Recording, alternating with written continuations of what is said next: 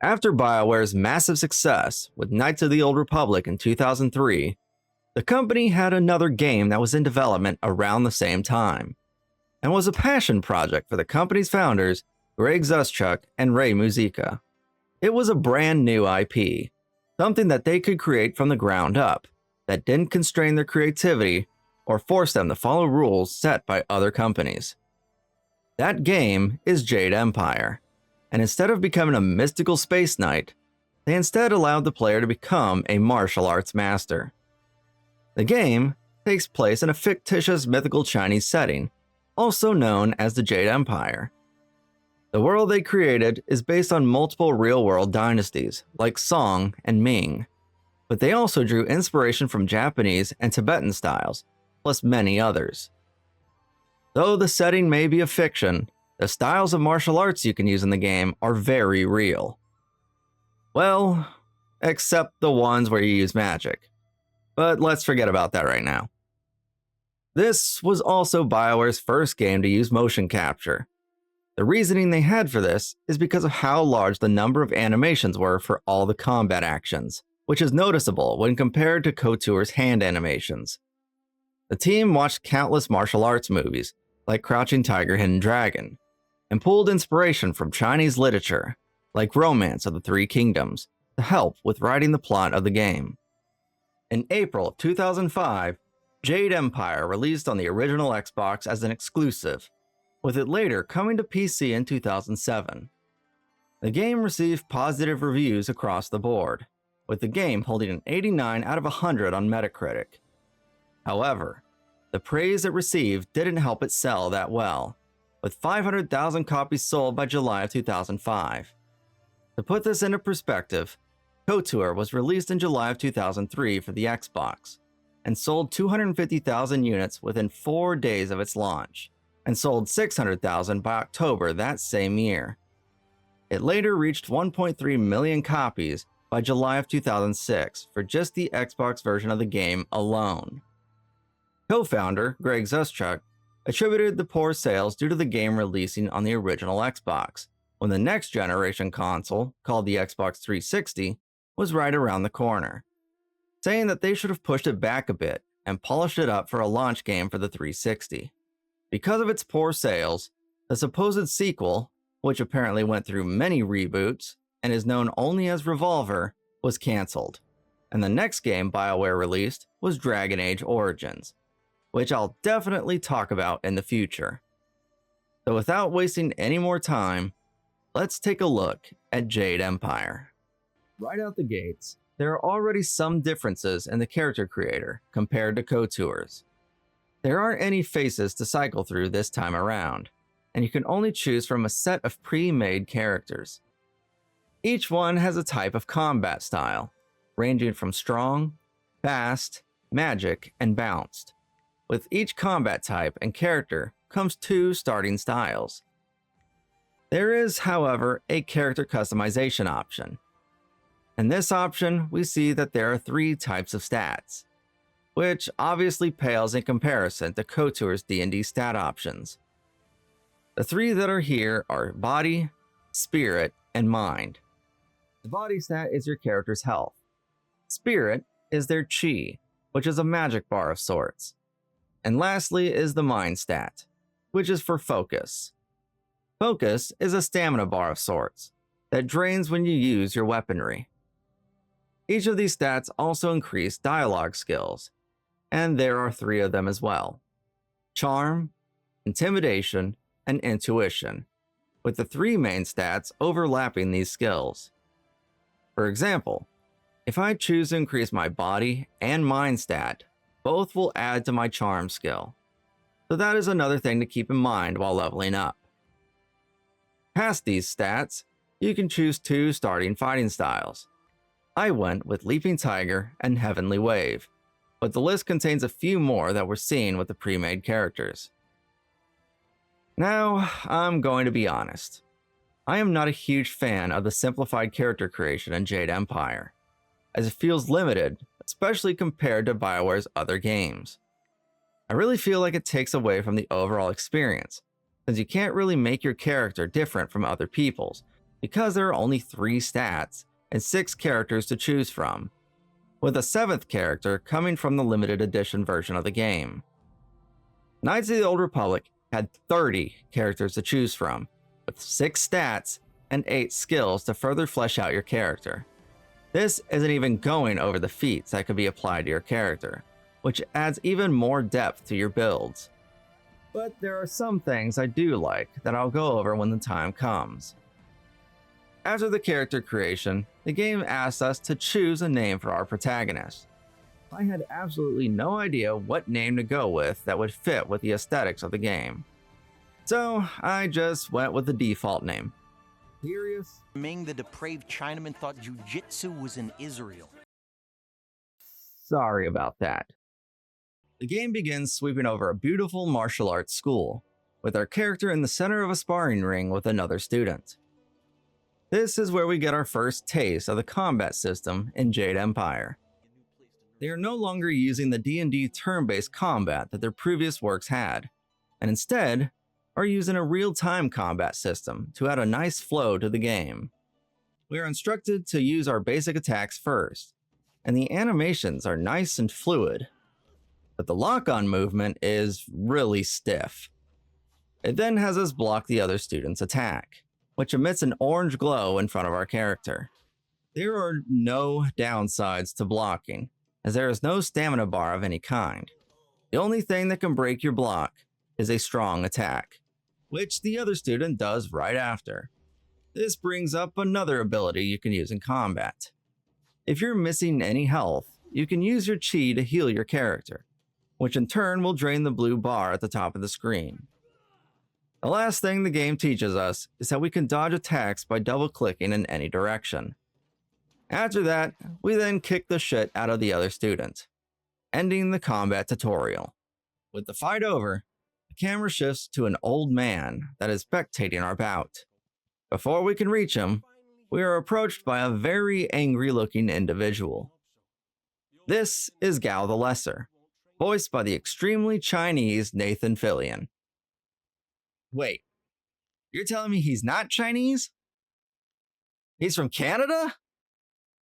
Well, that's one hell of a decision. Now look, I love Nathan Fillion. His work is always outstanding, especially in Destiny 2. But I don't really understand the choice to not have a Chinese cast in a game based in mythological China. Most of the cast of this game aren't even Chinese or from China. So I'm not going to be bringing this up again. I just thought it was kind of an odd decision on BioWare's part. Anyway, Gao is pissy because the master of the school, named Master Li, refuses to train him until we talk with him. Any attempts at niceties with Gao are met with anger and resentment.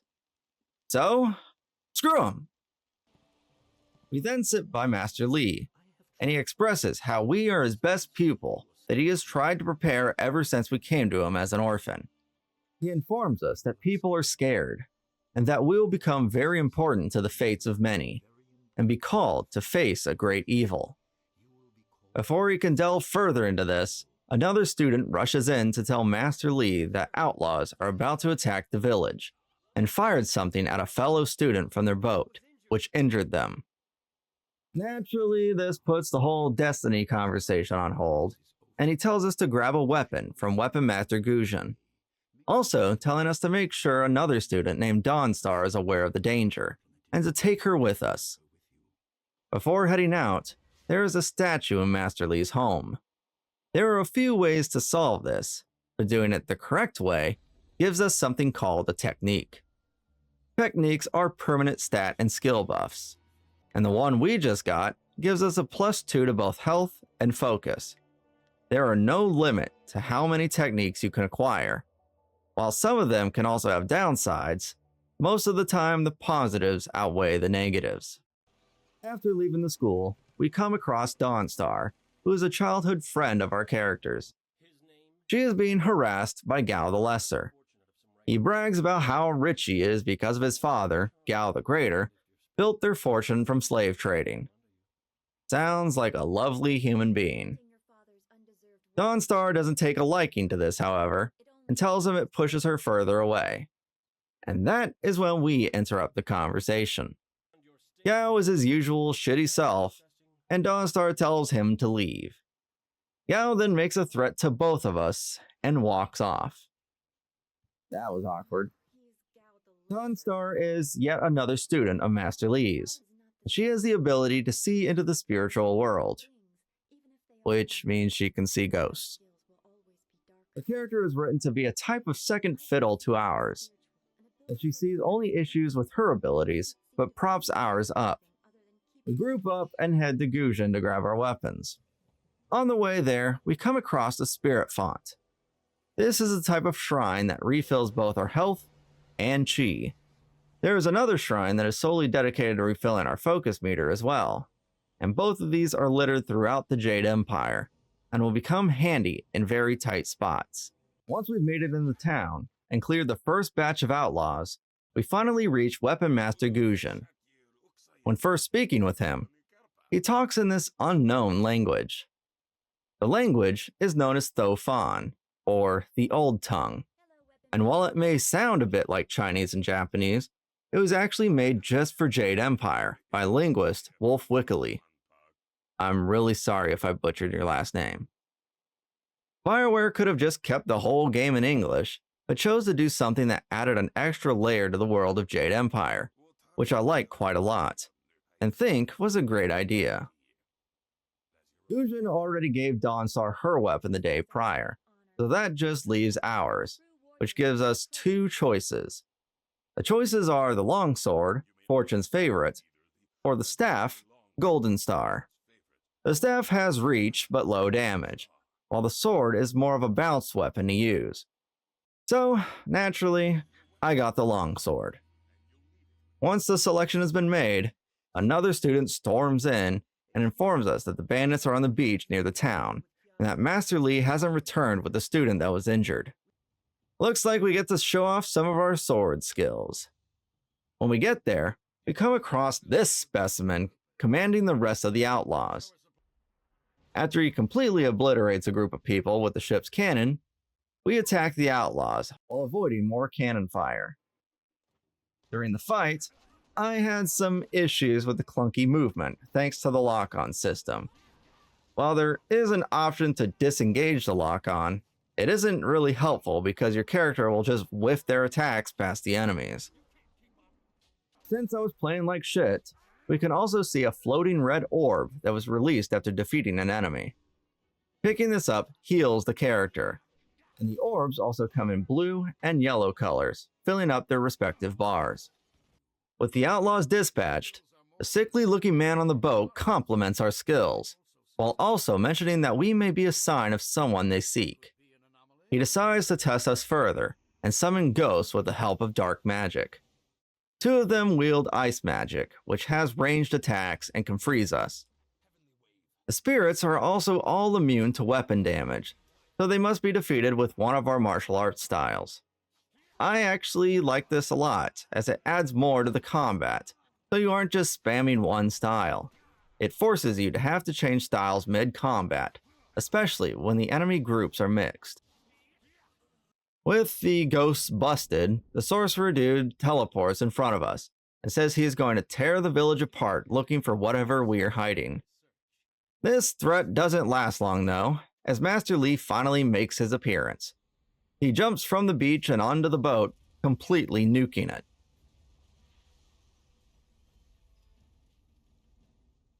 The sorcerer talks like he knows Master Li, but doesn't get long to talk as Master Li kills him in a few blows.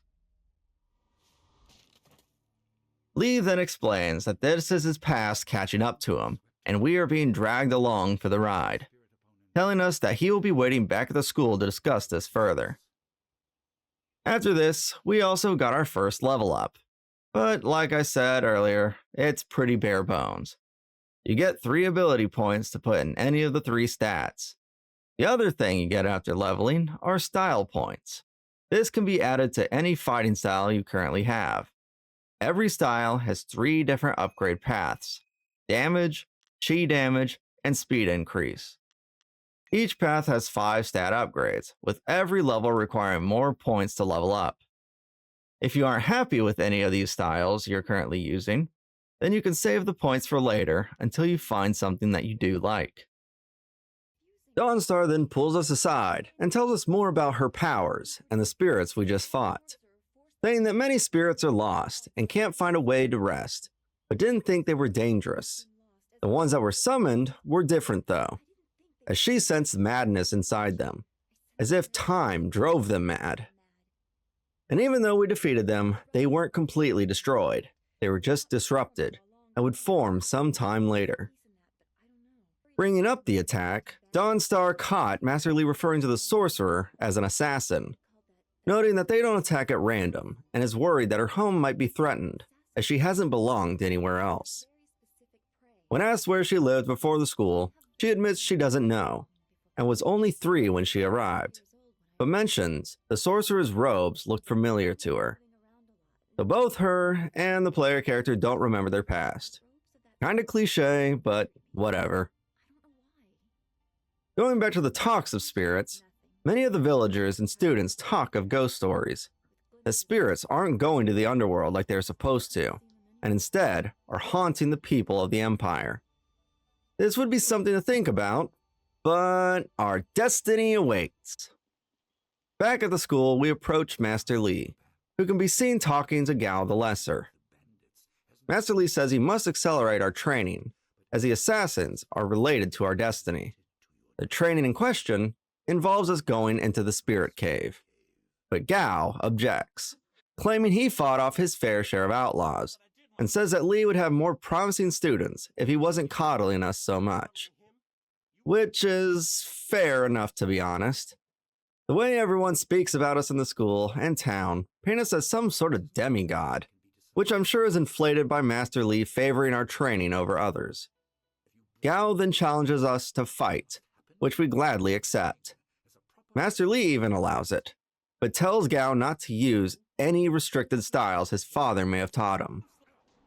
Gao gets his shit kicked in pretty quickly, but when our attention is focused on Master Li, Gao launches a fireball our way, which is quickly blocked by Master Li. Master Li gives him a stern talking to, and then kicks his ass out of the school, which this will have absolutely no ramifications.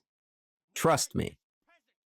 Gao then hobbles off like some pathetic loser, and we continue to get the star treatment from the rest of the students, including Dawnstar. I'm gonna level with you. I'm already kind of over the constant praise thrown our way from everyone in town, so hopefully this dies down a bit. Once we're ready, we head back to Master Li, who sends Gao on his merry way. Once we're alone, Master Li tells us of our past, that he rescued us from the Temple of Dirge when it was attacked by his brother, Emperor Sun Hai. Going further by saying that he was a leader of the Imperial army, known as Sun Li the Glorious Strategist. Once he has told us this, he points out that someone is listening in on the conversation. Naturally, it's Gao the Lesser, but Master Li doesn't seem shaken by this admittedly, which comes off as odd since he just revealed a major secret that he's been keeping for a long time. The reason why he hid his true identity is because he was ashamed. Ashamed because his brother invaded our homeland. He says he withdrew his support from the siege he helped plan, and tried to rally our people, which resulted in a mass number of deaths, including his other brother, Sun Qin. A cutscene then plays, showing that invasion. It shows Master Li rescuing us from his brothers, along with someone named Death's Hand, who is wearing a menacing set of black armor. Death's Hand is the Emperor's right-hand man, and was the reason why Master Li drew his support from his brother. Master Li managed to grab an amulet sitting in the temple, and escapes, while his brothers and Death's Hand mess around with some sort of portal that our people were watching over. This is when the spirits started to haunt the people of the Empire, and that we will surely learn more about in the future. After the cutscene, Master Li explains that our people were guardians of whatever was helping the spirits of the Empire pass on to the underworld, and that we are the last of them. He says the sorcerer we saw on the beach was someone called a Lotus Assassin. They are minions of Death's Hand, and there are many more out there in search of Master Li. Death's Hand obtained more power in the Empire since the death of Li's brother Sun Qin at the siege at the Temple of Dirge, which he thinks Death's Hand played a part in. He then opens a wall nearby leading to the Spirit Cave, and that it will make things clear for us once we are inside. In the center of the cave is an amulet that Master Li took when he rescued us. The amulet acts as an upgrade system, which allows you to insert essence gems into them. There are a wide range of gems that you can find throughout Jade Empire. A good number of them increase stats and skills, but there are plenty of them that also have abilities tied to them, such as finding more power-ups or getting more XP from certain types of enemies. The amulet only has 3 slots now, but will increase up to 7 by the end of the game. We also start off with a gem that increases our body stat by 1, but this will quickly get replaced. After picking it up, we are told that it will attract mindless spirits to us, but was an item our people used, and is something that will help us achieve our true power. We must then fight off the spirits of the school's previous teacher, and once they're dealt with, a blue floating spirit appears before us. They tell us that we are the last of the spirit monks, and talks more of our character's destiny, but lacks further strength to tell us who they are. Before parting ways, they give us the option between fire and ice magic. Since I played this game a lot as a kid, I remember ice being broken as hell. So naturally, I chose that one. At this point, I'm sure that you've already seen the dialogue is just like KOTOR's, where you are given a list of responses to choose from. They are almost too alike, however, where you are given a good and bad alignment response, a neutral response, and an option to ask more questions without progressing the conversation further. Speaking of alignment, this is also something they brought with them from KOTOR. The good, or light side in the game, is called the high path, or way of the open palm. The low path, or way of the closed fist, is bad, or the dark side option. We are then teleported out of the cave, and this catches the master off guard, and remarks that it should have taken us another day to complete our meditating. We let him know of the vision we just experienced, and his reaction comes off a bit odd, but chalks the quick vision up to the massive amount of knowledge that he placed before us, also telling us not to be misled by sources he cannot anticipate. And then, like last time, a student bursts in, but this time saying that Gao the Lesser has kidnapped Dawnstar. This takes us to the swamps outside the town, where we come across a man beating the crap out of bandits with a lightsaber. Okay, it's a staff, but it's glowing like one at least. We prepare to fight him off, but he claims there is a misunderstanding. He says his name is Zhu, Sagittarius Zhu. Well, okay, his name is Sagacious Zhu, a name he shares with the first emperor. He refuses to answer why he is out here, but knows of Gao and his father, and isn't a fan of them. We ask for help, but he isn't inclined to do so, at least not until he hears it's Dawnstar that's been kidnapped. What a simp. Yeah, I'm a simp. I'm a simply slamming your girl with this big old horse meat ding-dong, and that's on God, baby girl. Zhu is a bit of a douche, and I'm not much of a fan of him at the moment. But we pair up and look for Dawnstar, which leads us to a cave filled with ogres. Gao and Dawnstar are here, and we see the blossoming of a beautiful relationship between the two. The aforementioned ogres are super easy to fight, surprisingly, and go down just like every other enemy so far. I was kinda hoping for it to be difficult due to their size, but that doesn't seem to be the case here. Something else to look out for in the game are these chests. They obviously contain items or money, but a handful of them are traps. It seems like it's a coin flip on whether to avoid it or not, and if you don't, then you lose a chunk of one of your stat pools. If you avoid it, then you only lose a small amount of focus. There's also gems out there that increase the chance of avoidance, or reveal the traps, or just outright allow you to evade them. I, however, just take the chance, because I'm too lazy to go into the gem menu and switch them out. After killing a toad demon, we catch up to Gao and Dawnstar, completely interrupting their lover's quarrel. He says he did her a favor by kidnapping her, as she would be dead because his father firebombed the entire village.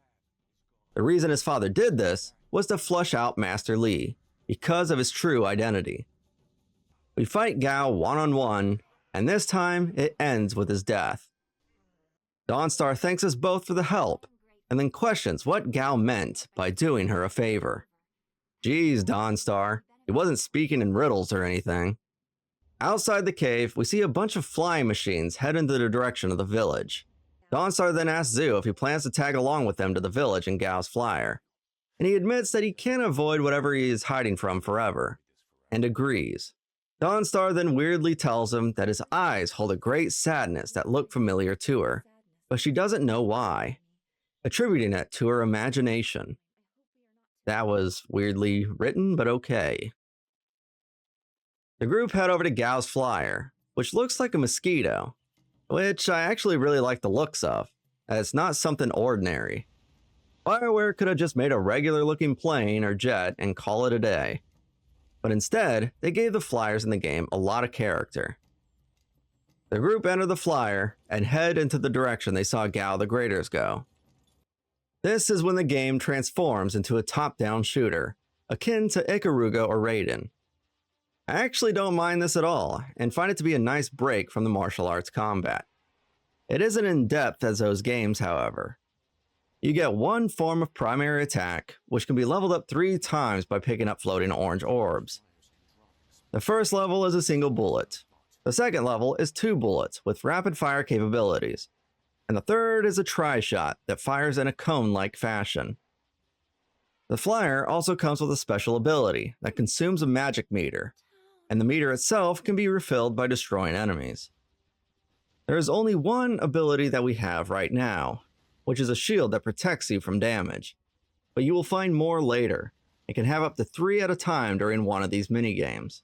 There are 10 of these abilities, and depending on their power, they consume the magic bar accordingly. The more powerful, the more of the bar is consumed. There are more of these minigames throughout, and most can actually be skipped, but I think you get experience for playing each one, so there's a benefit to doing them. The group sees that the entire village has been firebombed, and managed to land in a nearby clearing. Dawnstar is somehow caught by surprise with this, and says that Master Li wouldn't have let this happen without a fight. I mean, I know we just saw him nuke a boat, but jumping hundreds of feet in the air to destroy multiple ships seems far-fetched, even for this game. Another thing of note is that this game only allows you to bring one companion along with you, which kinda sucks, since there isn't a huge amount of input given by them, since most of them are stuck back at camp. I don't really understand why they went with this route instead of the usual 2 companions, but it's their choice. We reach the village only to see the last of the students being killed by this guy. After dealing with them, another student manages to walk out of fire, I guess. And then Dawnstar breaks a leg while kneeling down to him. The student informs us that Gao's men weren't the first group to attack the village, and instead showed up after another group that was commanded by a woman in a mask. Among them was also Death's Hand, whose sole job was to look cool while the remaining Lotus Assassins beat the shit out of the villagers. The poor dude then dies, but somehow Dawnstar knows that Master Li allowed himself to be taken when they were raided. He did this in order to save the village, only for the village to be destroyed anyway. Zhu is unsure why they attacked, since they didn't have any reason to, but that's when we tell him that Master Li was the Emperor's brother, just for him not to believe it anyway, claiming that the glorious strategist wouldn't have made such a mistake, as he would have known how the Lotus Assassins operate. Zhu understands this because he himself was a Lotus Assassin. The group then figure that the Imperial city is the best place to head to next, but run into an issue with their flyer, and make a crash landing near the outskirts of a trade village. Magically, none of them are injured, and they make their way towards the nearby village of Tian's Landing. where they must find an item called a wind map that'll allow them to navigate the skies safely. The issue is that the wind map is a rare item to come across, and even more rare now that most have been seized by the Lotus Assassins. Partway to Tian's landing, a female ninja drops in front of us and makes the huge mistake of thinking we are part of the Lotus or Gao ensemble. She doesn't care to hear from us, so a fight ensues, and we gangbang her. Wait, I didn't mean that. I meant to say we ganged up on her and... just never mind. After getting beaten senseless, she stops the fight and starts to compliment our fighting. Okay. I'm kind of tired of the writing at this point. Everyone, and I mean everyone, stops to compliment us, no matter if they are friend or foe. It's just a bit much, to be honest. The ninja says that we are too skilled to be a hireling and lack the branding of the Lotus Assassins. So why the hell did she just attack us? Thankfully, after that, the compliments come to a halt when we tell her we seek Death's hand for his part in our village's destruction, and she calls it foolish, but commends us for not flinching from it. She also reinforces the idea of obtaining a wind map to reach the Imperial city. So, at least we have some idea of what we are doing, instead of derping around the Empire. Another thing to note here is that she has an air of bitchiness about her. And I'm all for it, because I can fix her, damn it. And, oh look, there she goes. When we reach Tian's landing, we set up right outside the city, and this will be our camp for the time being. Here we can chat with our companions, and listen in on their chats among one another as well. Not a whole lot is said here at the moment. Zhu still refuses to explain his past with the Lotus Assassins, and Dawnstar reaffirms her worries about Master Li. So far, not a whole lot has wowed me in the story department, but that will definitely change later. But I could understand people being a bit bored up to this point. The writing has been cliché and dull, and it's further worsened by the two companions just spewing out the same shit they've said previously. Well, enough bitching. Let's keep moving forward. Just a couple of steps into Tian's landing, we discover a woman being harassed by a few sailors. We help her defeat them, and then suddenly Zhu shows up out of the blue and calls the woman we. Not you, not me, not we, but we. You know? She says she hasn't seen him since that night and informs him that the child is safe, whatever that means. Asking Zhu about the child gives us no information whatsoever, and he says it doesn't concern us as it happened almost 20 years ago. Wee tells us that she had been waiting years here in Tian's Landing for us, because Master Li said his protege would arrive seeking information. He told her this when Hui served under him when he was still the leader of the Imperial army, and that she was one of the few people he trusted after Dirge fell. He knew the Lotus Assassins would never give up their search for him, and knew that this day would come. Hui tells us that the Emperor killed the Water Dragon, which is the goddess of rebirth. The Water Dragon was what the spirit monks were protecting, and now that she is gone, spirits roam the land. The reason behind the whole assault on Dirge and the slaying of the Water Dragon is because the Empire was going through something called the Long Drought. The drought lasted a whole decade, almost causing the end of the Empire. This led to the Emperor slaying the Water Dragon and taking her body to his palace, thus ending the drought. All the while, the people of the Empire were too ignorant of the price they would pay afterwards. Hui tells us that Master Li had a wife that had just given birth to a daughter that were at the Imperial Palace at the time of his rebellion. Shortly after the siege, the Emperor had them executed. That Li probably thought that his family would have been spared, but even if he knew they wouldn't, he still might have saved us due to our destiny. Well, that was a lot of information thrown our way. But before we leave, she teaches us a new fighting style and points us into the direction of another piece of our amulet that was apparently broken up into 3 pieces. Li already gave us the main piece, but the other 2 were scattered to completely different locations. with the second being buried with a spirit monk that managed to flee to Tian's Landing, but died shortly after due to his injuries. During our exploration of Tian's Landing, we discover that it's a fishing village that is unable to catch any fish. Big problem, I know. The reason why is because the Lotus Assassins opened up the dam and drained the water from the village's river, leading to it drying up. Now, the town is filled to the brim with drunk and angry sailors, who are causing heaps of problems for the people of Tian's Landing. Amid all the issues caused by the sailors, there are also a few people in distress by other means, such as Lady Quan, who is nearly blind and was swindled by a guy named Master Dutong. The way he went about this is by showing her blind ass a fake Imperial writ that claimed they owned the land that her tea house was built on. The way to get Master Dutong to fess up is by getting him drunk. The steeper of the tea house, Yanru, tells us that Dutong goes through 3 stages of drunkenness: friendly, depressed, and paranoid. This is a sort of puzzle where we have to give Dutong either a strong or weak alcohol to get him into his depressed state, so he will confess what he did. This puzzle is kinda lame and easy to get by, which I guess isn't an issue, but I'm kinda hoping that there are better puzzles down the road. After his confession, he offers us a bribe of 1,000 silver. We refuse the silver, which leads to him running off, leaving the tea house to Lady Quan once again. Another person that needs our help is Seamstress Lan.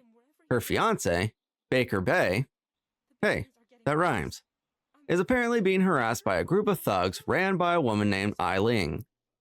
Her reasoning for this is because he promised to marry her when they were kids. It's dumb. Really dumb. We convince Ai Ling that it's completely stupid, and she decides to leave Baker Bay and his wife Lan alone.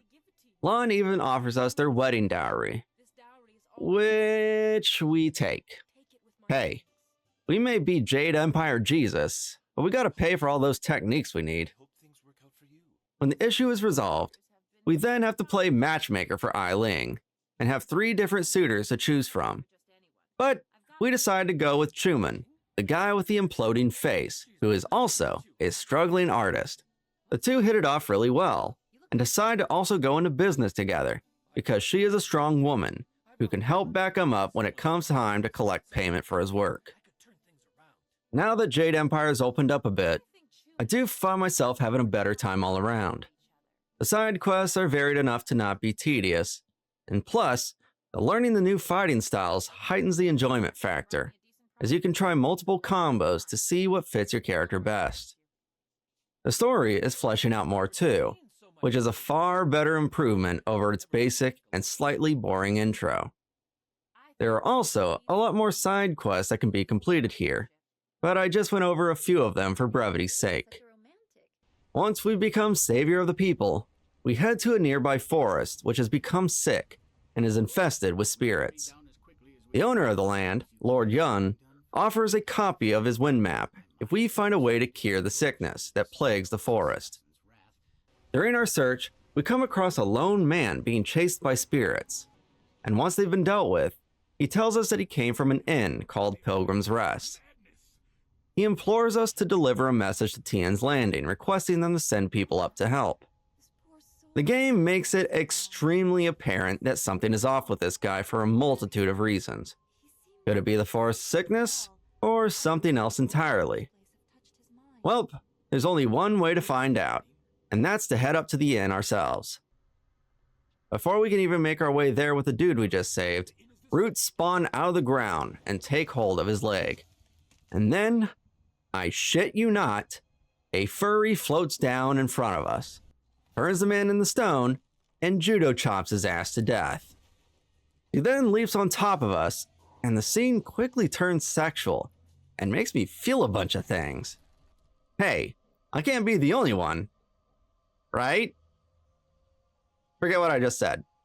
He turns us to stone, but we are the main character here, so that shit doesn't work. We break free and knock her off of us, which forces her into a tactical retreat. Well, that was weird. Am I right? With stuff like this and shows like Totally Spies, I now know why there are so many furries. And this is not a confession, by the way. Anyway, when we arrive at the inn, we see a large group of people stranded inside. They call the furry the forest spirit. And when asked how they plan on dealing with it, they become closed off, telling us that they do not trust us enough with their plans. In the back of the inn is their cook, Henpecked Ho. He throws some pretty obvious hints our way about the people of the inn, and tells us to ask the owner about the twisted servants of the mother, and to see how he reacts. We do just that, and they all transform into these ugly cannibal creatures. Dawnstar then points out that they are the source of the corruption, and, well, I can pretty much see that with my own eyes, Dawnstar.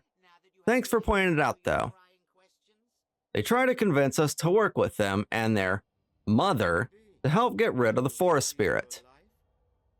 But I ain't about to work with these fugly things. So they try and kill us, but ultimately fail. Killing them nets us an item called the Temple Crystal. The chef of the inn, Ho, thanks us for the rescue. Asking about the name Henpecked leads him to start sharing too much information about how much he dislikes his wife, even comparing her will to that of the Imperial army. Beyond that awkward topic, he says that there are caves beneath the inn that houses the mother, and she is trapped there with the intent of getting out.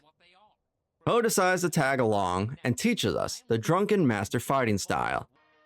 If you know even the slightest about martial arts, then you know about this style, and the movie it was named after that starred Jackie Chan.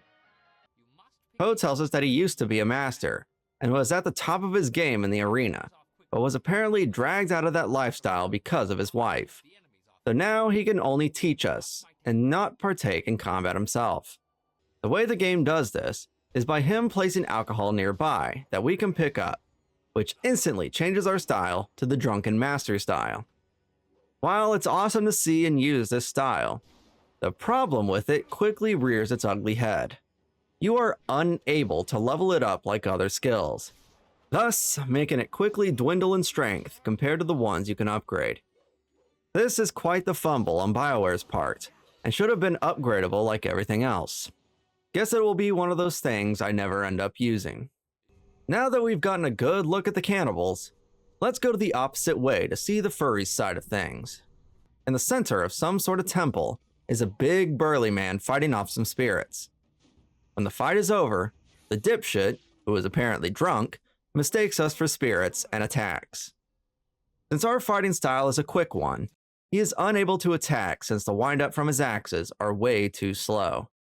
So the fight ends almost as soon as it starts. This is where one of the major issues of Jade Empire rears its head. There are a few fighting styles that stand above all others, and since I played this a bunch as a kid, I instantly remembered the Leaping Tiger fighting style was broken as all hell. Yeah, I could have chosen something different, but I thought it would be a good idea to pick it to show some of Jade Empire's glaring issues combat-wise. There is another broken style that I'll pick up later, but as for this moment, the Leaping Tiger style trivializes most fights. After beating him out of his drunken stupor, he introduces himself as Black Whirlwind. He assumes we are here because of Lord Yun, and he's obviously right. He then points us to the dude standing to his left to do the talking, since he is just a hired mercenary. This guy's name is Spear Catches Leaf, and is Lord Yun's lead hunter. He has apparently learned a ritual from Lord Yun's father, and had hoped to use it to help the Forest Shadow, but is missing a key crystal to complete it. We let him know we have it, and he just decides to dip out to inform Lord Yun, instead of performing the ritual. This leaves us to do it. The ritual turns out to be a sort of puzzle, but is an extremely easy one at that. He also decides to leave Black Whirlwind behind, so that he can join our group. He is actually okay with this as long as we don't touch his axes, his wine, or stand between him and his enemies, which is fine by me. Before leaving, Spear Catches Leaf tells us that the key to this ritual is summer and winter. We place the crystal on a nearby pedestal, then activate lights that are focused towards 2 furnaces. We then pull the levers for the colors blue for winter and red for summer. Doing this correctly results in a portal appearing at the end of the temple. This portal literally takes us to heaven, which has more of those furries that we encountered earlier. A couple of steps in, and a man appears from a beam of light and starts chastising us for how much trouble we have caused, resulting in him having to do a lot of paperwork. His name is Zinbu, and he works for the celestial bureaucracy. He used to report and catalog everything our character has done throughout their life, but was recently demoted due to him being too inadequate to keep up with our recent exploits. Now he works in trade and commerce, which regulates him to being a trader we can summon whenever we want. Sadly, his supplies are low at the moment, but checking in with him at later points in the game will allow us to purchase more items and abilities. Throughout our travels in furry heaven, we obviously come across more of those fox spirits, but come to find that heaven is being invaded by demons. After fighting our way up, we finally meet up with the Forest Shadow and her guardian, Shining Tusk, who is a giant-ass elephant thing. Forest Shadow informs us that we have reached a fork and must make a choice, with her helping us decide. She tells us that she sent out a fox spirit to attack us and the messenger from the inn for 2 reasons. The first was to make us question the going-ons in the forest, thus leading us to find out that the inn was filled with cannibals. The second was for us to plainly seek her out for any reason, so we could have this chat. She explains that since the water dragon went missing, that the mother's awakening and corruption is just the beginning of something much worse happening in the Empire. She senses the essence of the water dragon on us and implores us to restore her. But suddenly, mid-conversation, we suffer a brain aneurysm and die. The end. But in actuality, we are once again visited by the Blue Spirit, who turns out to be the spirit of the water dragon. She tells us that someone steps beyond their station and is relying on us to fulfill our destiny. And if we fail, so do they and the rest of the Empire. So, we must win just to lose. Cryptic, I know. We awaken in front of the Forest Shadow. She comes to realize that we are the chosen one of the water dragon. She then gives us one of 2 options. Attempt to destroy her right here and now, or help her destroy the mother and all her cannibals. Seeing as how we already dealt with some of the cannibals at the inn, we decide to go the goody 2-shoes route and aid the Forest Shadow in the removal of the mother's corruption. She teleports us out of furry heaven, and we make our way back to the inn where a once sealed door is now open. This leads to the mother's den, and due to her size, you'd think this would be a tough fight. However, the game shows you how to deal with her during the cutscene. So, I just jump around the mother and her minions while punching these rock columns. Breaking 4 of them leads to the mother being crushed, and the ways leading into her cave being sealed by crumbling rocks. That was the thing the Forest Shadow had trouble dealing with. We are greeted by the Forest Shadow outside the closed-off cave, and she expresses gratitude towards us for dealing with the mother. She hopes that we learn the fate of the water dragon, and tells us that the forest will heal in time. She then pieces the fuck out and says that we'll never meet her again. How lovely. Before heading back to Lord Yun, we ask Black Whirlwind what he did before he started working with him. He literally starts from the beginning. And by the beginning, I mean his childhood. Not the question I asked, but he's already on a roll here. He tells us that he killed his father as soon as he could swing an axe, because of the beatings that he gave him and his brother. Afterwards, at the age of 7, he left and learned how to live and fight on his travels, which made him the man that he is today. To be honest, he could have turned out a lot worse than what he is currently. We head back to Lord Yun, and he tells us that he was visited by the head furry, and she explained what was happening to the forest and how we helped her rid it of the corruption. He then hands us a copy of the wind map, and we go our separate ways. With us being the saviors of the people and the furries, that leaves one last thing we must do, and that is to close the dam. The town's leader, Minister Shang, is having a full-on meltdown over this issue, as he sees it to be the death of his career. He also weirdly talks in third person, but that kind of adds to the charm of his character. We offer to help, and he definitely doesn't hand us the key to old Tian's landing so we can fix all his issues. I apologize for how bad that sarcasm was.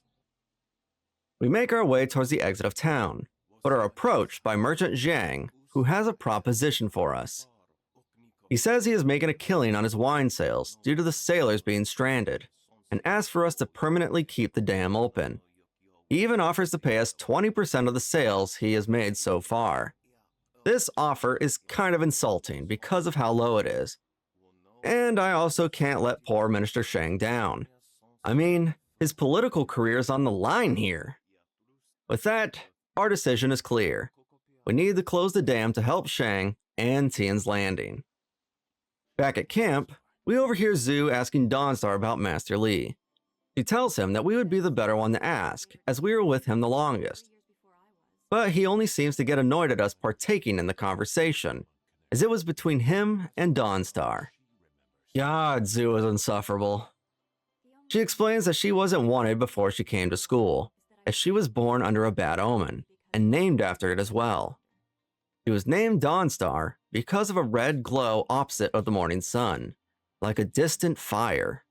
We interject by asking if it was the burning of dirge, but she can only guess at it being so, because she was a baby and no one else survived dirge. She admits that it does fit, however, and that it only further confirms that she was born under a bad omen.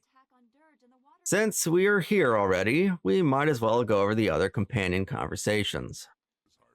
Black Whirlwind brings up a story about how he was hired by two warring clans to make sure nothing went wrong during their discussions of a peace treaty. After breaking up a few fights between the two clans, and by breaking up I mean completely killing all those involved, they finally reached an agreement.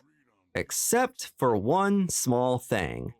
And that small thing was a woman named Jin Lo. Both leaders wanted her and wouldn't budge about giving her up. So Black Whirlwind, being the drunken genius that he is, decided to literally cleave her in half and told them to choose which side to take. To no one but Black Whirlwind's surprise, this didn't go so well, and both clans attacked him. Since he is standing right in front of us, I'm sure you can guess what happened to the clans. And if you can't, then I don't know how to help you. After that story, we kinda need a palate cleanser. And that cleanser is by listening to henpecked Ho complain about his wife. Again.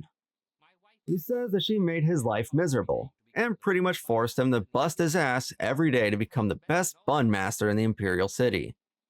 Though he laments about how great of a fighter he was before he met the old ball and chain. After the fact, she wanted him to become something more. That being a bun master, which cost him all his self-respect and dignity. Yikes. Dawnstar brings up her concerns about the spirits that are wandering the Empire, saying that they don't have anywhere to go and that it even has impacted the Forest Shadow, and questions just how deep this rabbit hole goes. She then asks for our thoughts and for us to comfort her, to which we don't really give an answer. But who cares, as she tells us that she loves our talks and that we soothe her mind. Lastly, there is Zhu, who has nothing to say to us at the moment. So far, the companions in this game haven't really wowed me that much. Ho complains about his wife, Dawnstar is plain as can be, Zhu is a douche, and Black Whirlwind is a drunk savage, which kinda makes him the top companion at the moment. Here's hoping that they improve as the game goes on. We leave town back the way we came, and are once again graced by the presence of the bitchy ninja. He compliments us on our progress with some slight underhanded insults thrown in. She then introduces herself as Silk Fox, and finally apologizes for attacking us earlier, but says she might have some uses for us. How generous. She dangles information in front of us about where our master was taken, and will only tell us if we admit to her who he truly is, as she doesn't believe an old martial arts master would be worth Death's Hand's time. We decide to keep his identity close to the chest, since we obviously don't know her, and just tell her that he is our teacher. Naturally, she knows we aren't telling the whole truth, but still gives us the information we need, telling us that up the river is Gao the Greater's fortress, where the flyers that destroyed our village came from and returned to. Before she fucks off again, she tells us that she will be impressed if we reach the Imperial City, and won't see her again until we do. Also, calling us, and I quote, a surprising little peasant. I can still fix her, damn it. We use the key Master Shen gave us to enter the old ruins of Tian's Landing. The story of how this place came to be this way is actually quite tragic. Almost 20 years ago, the Emperor began building the Great Dam, and once it was finished, they closed it without warning the people of Old Tian's Landing. Many of them couldn't escape the waters that quickly raged towards the town.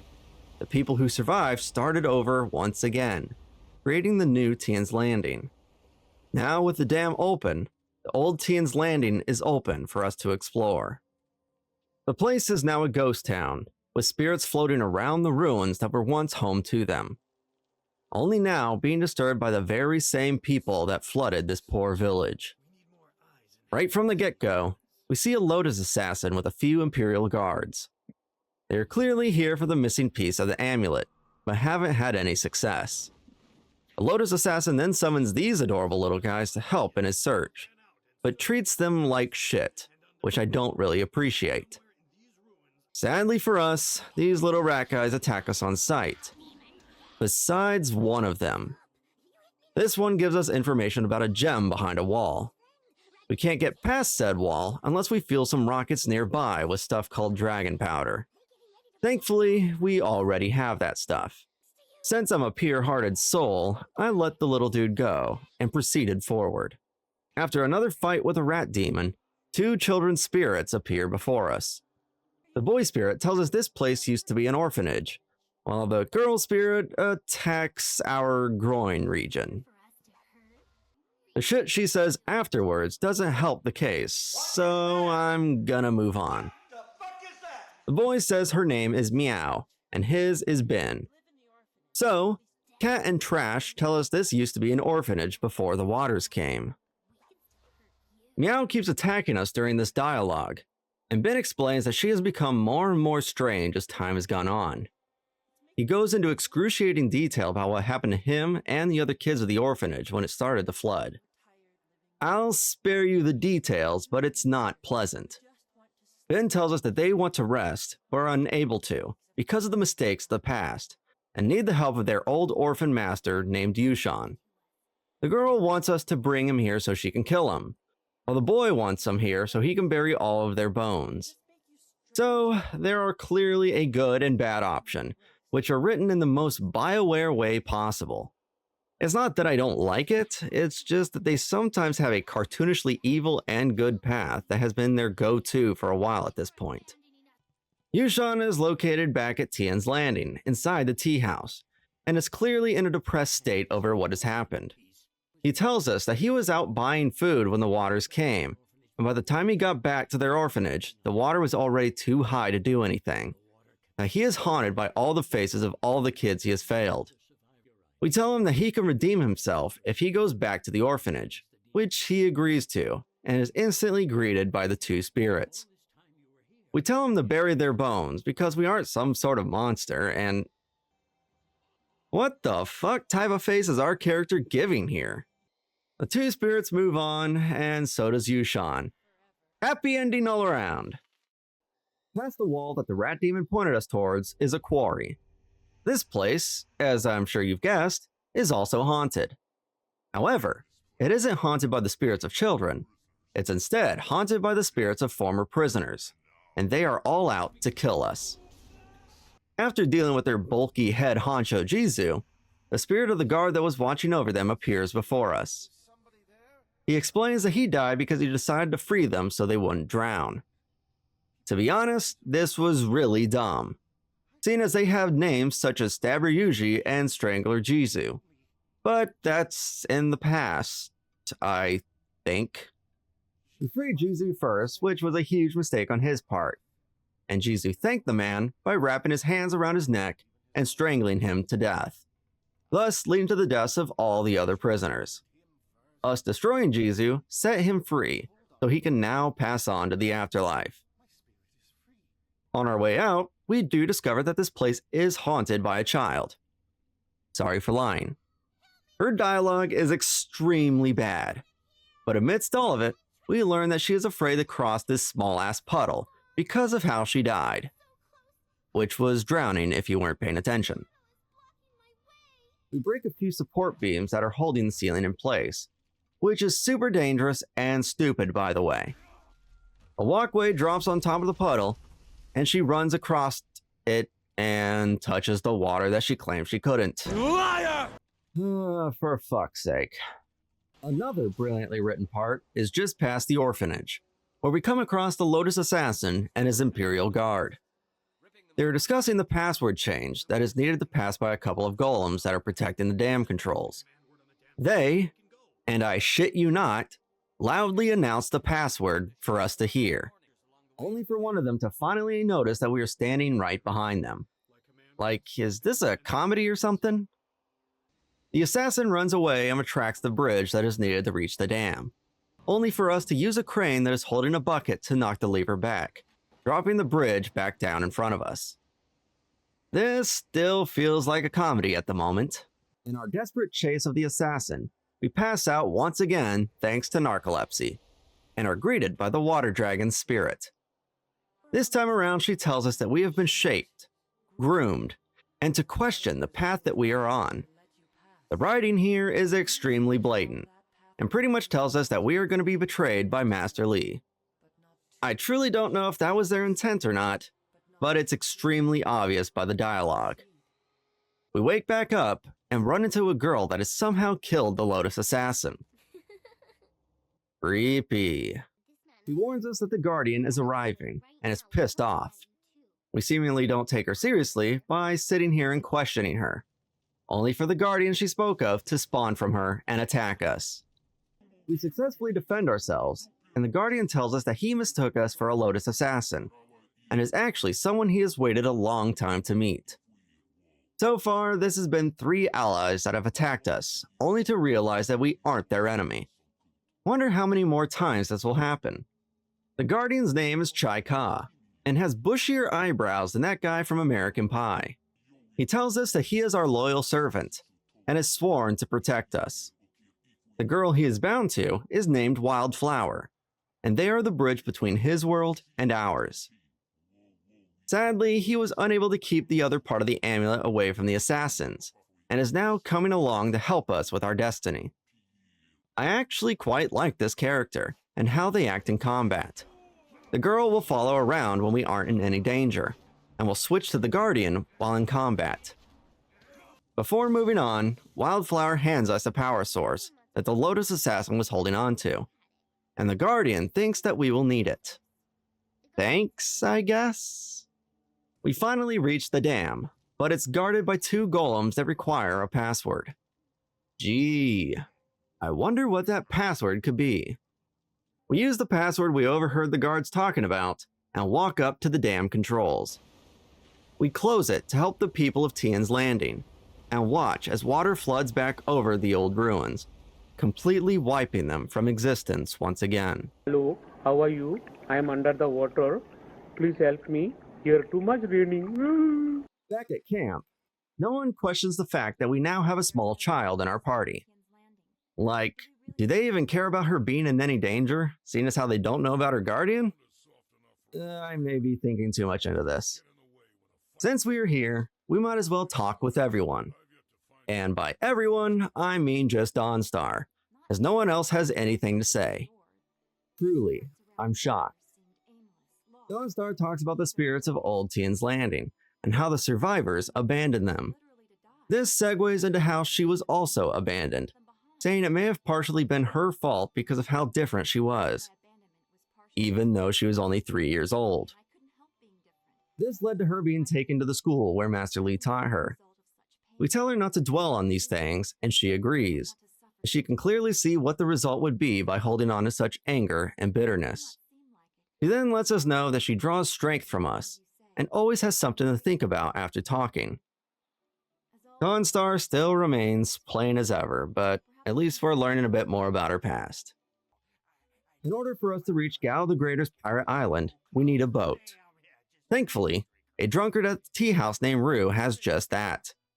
He claims that he was going to close the dam and was building up courage, but that boat has sailed. Get it? Because he has a boat? Never mind. Oh, brother, this guy stinks! We convince him that he isn't the useless man that he actually is, and that he can help us defeat the pirates by taking us there with his boat. Among the obvious pirates being at the pirate lair, we are also introduced to Sky. Thankfully, he doesn't mistake us for the enemy like so many others have at this point, but instead throws us into a fight without knowing who we are. Huh? I'm right there with you, man. Sky is clearly here for Gao the Greater, but is unwilling to tag along with us at the moment. But before parting ways, he compliments our fighting technique, saying that there is an opening that isn't actually there, that we use to trap opponents. Quite the odd thing to say, but whatever. Further up the pirate lair, we run into yet another companion. This rodent-looking fellow is Kang, who teeters on being a genius and all-around crazy person. He's the one that created the flyers that Gao and the Lotus Assassins use, but clearly doesn't have any love for either of them, and is willing to give us an upgraded version of the flyer called the Dragonfly, if we deal with Gao the Greater. When we reach the tip top of the pirate lair, we see Gao the Greater mourning his dead son. A Lotus Assassin near him, named Inquisitor Lim, tells him that they can bring Gao back. And that's the lesser one, obviously. But Gao the Greater isn't buying it. They then notice us and have to die, because why not? Gao and Lim are mini-bosses of sorts, but don't really put up much of a fight. I mean, seriously, none of the fights up to this point have been difficult, with only a few enemies taking me down to close to half health. BioWare should have taken more care when balancing the fighting styles and fights overall. With Gao dead, we recover the second part of our amulet, which gives us 2 more slots to put essence gems in. A few seconds after Gao's body hits the floor, Sky charges in, conveniently missing the whole fight. Then, without even asking, Sky reveals his whole story to us. That his daughter was taken by Gao's slavers and eventually killed.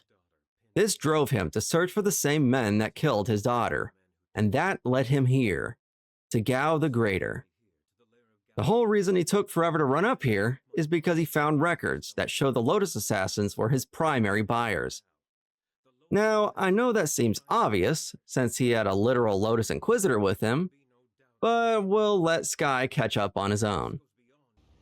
Kang then prepares the Dragonfly, and we head back to Tian's landing to pick up the rest of the party members. Before we can go anywhere, this time the group actually has thanks to say, including Dawnstar. Yay! She once again compares her life to things that we have witnessed, this time it being the slaves at Gao's fortress, saying they had no control over their fates, and that she has a similar pain from her past that she hasn't thought of in a while. Also bringing up her ill-omened birth, and the abilities she has making her feel like an outsider, assuming that was why she was left at our school. I mean, yeah, that must have sucked, but I really wouldn't compare it to slavery. I mean, come on, it's not really in the same ballpark. We agree about being an outsider, which leads to her once again praising our abilities, and that we inspire her, and she appreciates who we are becoming. How boring. Zhu finally opens up about him leaving the Lotus Assassins. This wasn't a gentle transition, which led to him having to kill all of his companions. He was then obviously labeled a deserter, and has to kill anyone who recognizes him. This clearly has some sort of effect on him, as he is putting down people who don't know him or understand what's going on. But he doesn't regret it one bit, as they are the ones who attacked him.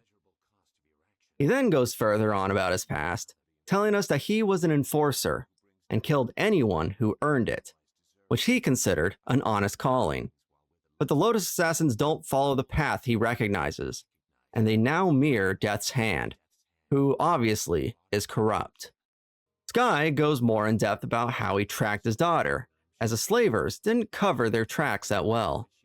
But by the time he reached them, his daughter was already gone, him believing she fought them, which led to them deciding she was more trouble than she was worth, ultimately killing her at the age of 5 years old. He found her body near the road and stopped caring about the pursuit for some time. By the time he wanted to continue, the slavers were long gone. He has then accepted her death and hopes his daughter Pin Mei has found peace with Gao's death. This is actually a really sad tale and shows just how brutal and uncaring the Empire can truly be, that not even children are safe from its brutality, as we have seen from both Sky's past and what happened at Old Tian's Landing. I like how they have actually added this to the game, as it makes the world feel more real, since humans in real life are capable of truly horrendous things, that even though some may blindly turn away from it or stay blissfully ignorant, these things do happen and still happen. Well, that was a rant and a half. Sorry about that. Henpecked Ho talks about how he became the tournament champion in Phoenix Gate with his drunken master style. But all the drinking finally took its toll, with there being long periods of time he can't even remember. He fell from grace pretty damn hard, and wound up cleaning cages for the arena. But one day, someone recognized him and offered a sponsorship. He once again made it to the top, and that's when the guy who sponsored him said it was time for him to fulfill his end of the bargain, that he must marry the sponsor's niece, which we obviously know how well that went for him. Wildflower tells us that she found her way here because the Guardian told her where to go, that she trusts him to not let them hurt her. When asked to explain further, she explains that them is the evil men, the bad ones, and someone called the Other. That we don't need to worry though, because they aren't here, but they do follow us, which is why she and the Guardian joined us. He told her that we are the last, and that they must protect us to ensure balance is restored. He then brings up how we can use the amulet, unlike somebody, but is abruptly stopped by the Guardian, because she has said too much. So now the Guardian is keeping secrets from us, about the amulet, and who are a threat to us, with there being someone or something called the Other, and that someone or something has need of the amulet, but he is apprehensive about telling us. So far, the companions of Jade Empire are just okay. None of them have really wowed me, as they are all just one track. They don't change. Henpecked complains about his wife, Dawnstar is plain as vanilla, Zoo is a douche, Black Whirlwind is a drunk. Like, nothing is really great here. If I had to compare them to Koturo's companions, then they'd be extremely low on the list. Koturo's companions changed, and were great, like Jolie Bindo. He's one of the best companions in any type of game. In this game, everyone is like Karth, and that's horrible. I'm kind of hoping that they change, but I really don't know at this point. So, without going on a huge tangent about the companions, as that will probably be for later, let's gather up all the losers and take flight in the Dragonfly to the Imperial City. Finally, we have arrived at the Imperial City, and just like any other forms of travel in real life, we are instantly met with security, who question us on the Lotus Assassin's behalf. Right when they are about to detain us, they are stopped by Princess Liane, who looks just like Silk Fox. I'm just going crazy here. She rips the guards a new asshole and sends them on their merry way. She then compliments us but has a slightly insulting undertone to it. So it is Silk Fox. Jokes aside, the princess hands us a note with a location tied to it, where she will meet with us once again. But this time as Silk Fox, to talk more openly about what's going on with our master. Suddenly, one of her consorts disappears in a liminal space, and that marks the end of our short conversation. But not before another consort hands us a gift on the princess's behalf, because she couldn't be seen handing us simple folks any gifts. Sorry about that. Alright, we're at a new city, so hopefully our companions have new conversations that aren't the same old shit they've been repeating since the first time we chatted. Our first companion we talk with is Henpecked Ho, and he is once again bitching about his wife, bringing up his past in the arena, and how he became a bun master. Okay, on to Dawnstar. She laments over our destroyed village, and feels like a fish out of water in the Imperial City, even though we just got here.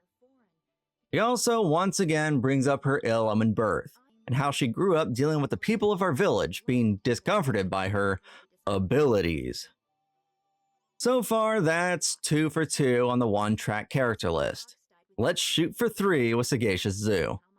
He tells us how dangerous the Lotus Assassins are, and that everyone fears them like children fear the dark. We call them blatant outlaws because that's pretty much what they are, and he loses his cool and gets pissy with us. Now that is the Zoo I know. He is still in disbelief over what his fellow Lotus Assassins have become, seemingly blaming all their changes on Death's Hand alone, as they used to take orders from Prince Kin, up until the assault on Dirge.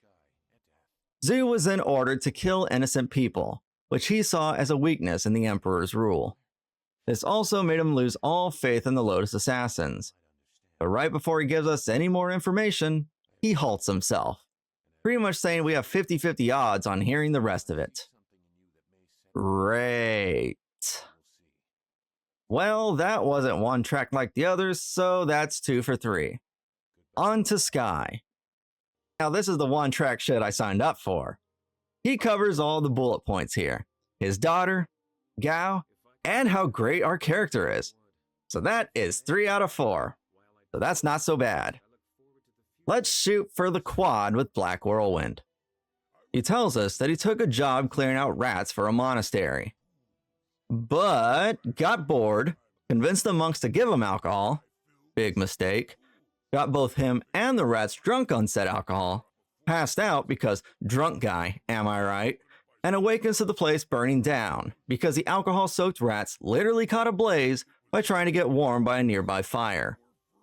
Yep, that's the quad right there. Kang shows us a wind map that marked where he has been in his life, but he can't remember any of it because he suffers from amnesia. The way to help him is by completing more of these flyer segments, which sadly doesn't take us anywhere new. Instead, we land right back where we started, with him making some sort of lever that doesn't show, and it does absolutely nothing. He then asks for more time before we make another attempt. Wow. The most interesting characters, Wildflower and Chai Ka, are apparently having a problem. Wildflower is freaking out over evil deeds that have happened in the Imperial City, and that Chai Ka can't hold it back. Suddenly, her eyes turn red, and we are met with Ya Zhen, another demon that is using Wildflower as a bridge to this world.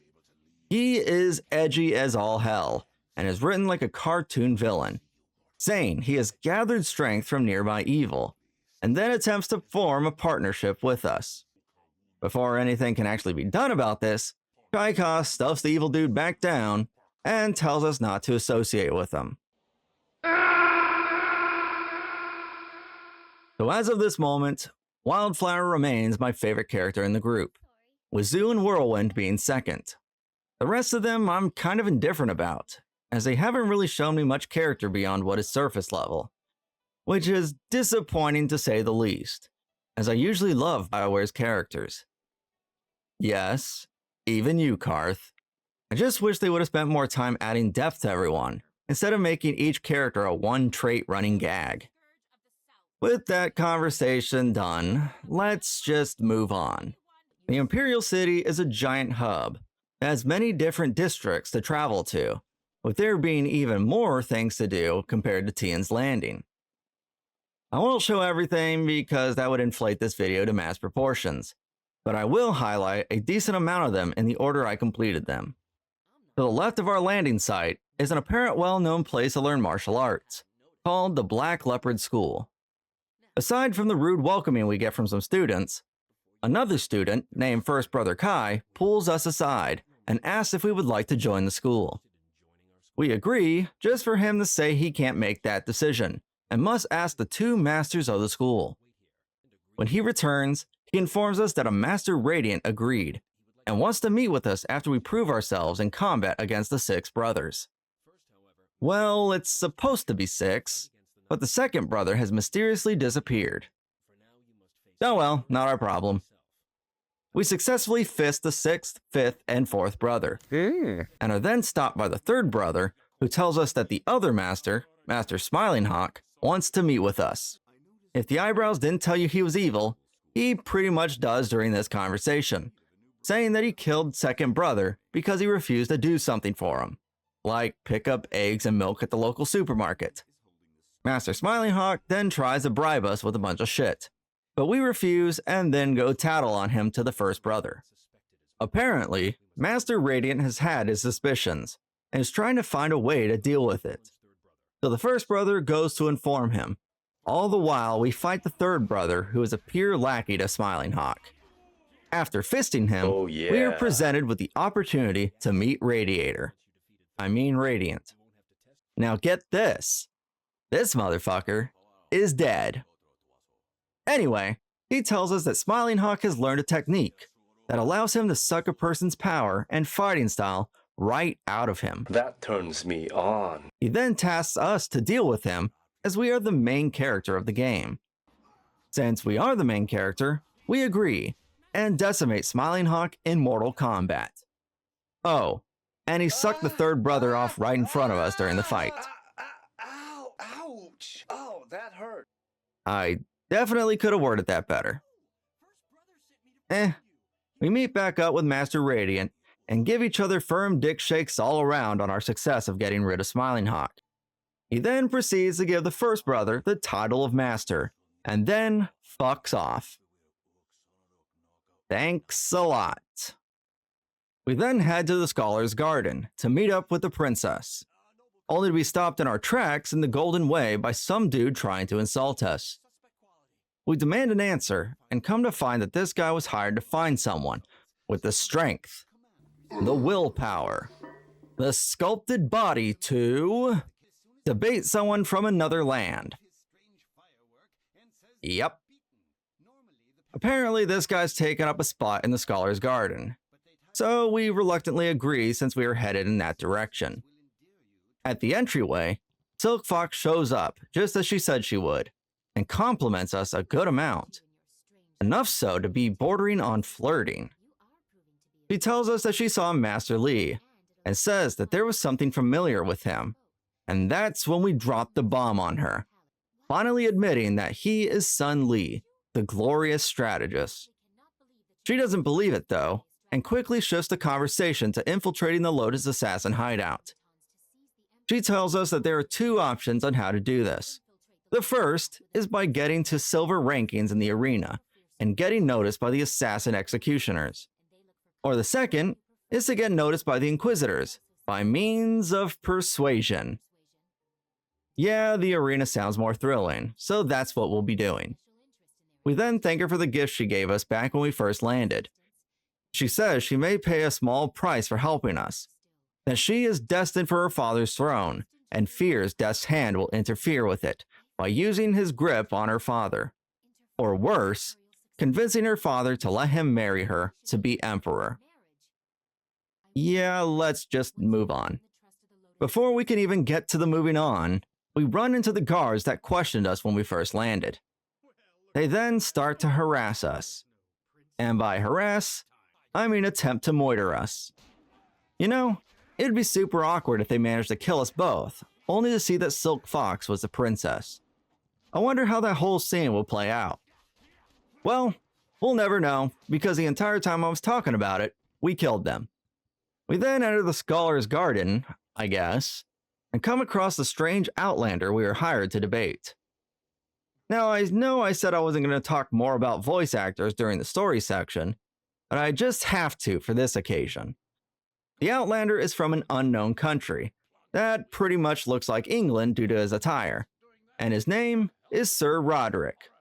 Or the full name, which I'll only say once, Sir Roderick Pons von Fontelbottom the Magnificent Bastard, who is voiced by the legend John Cleese, which you should know from Monty Python.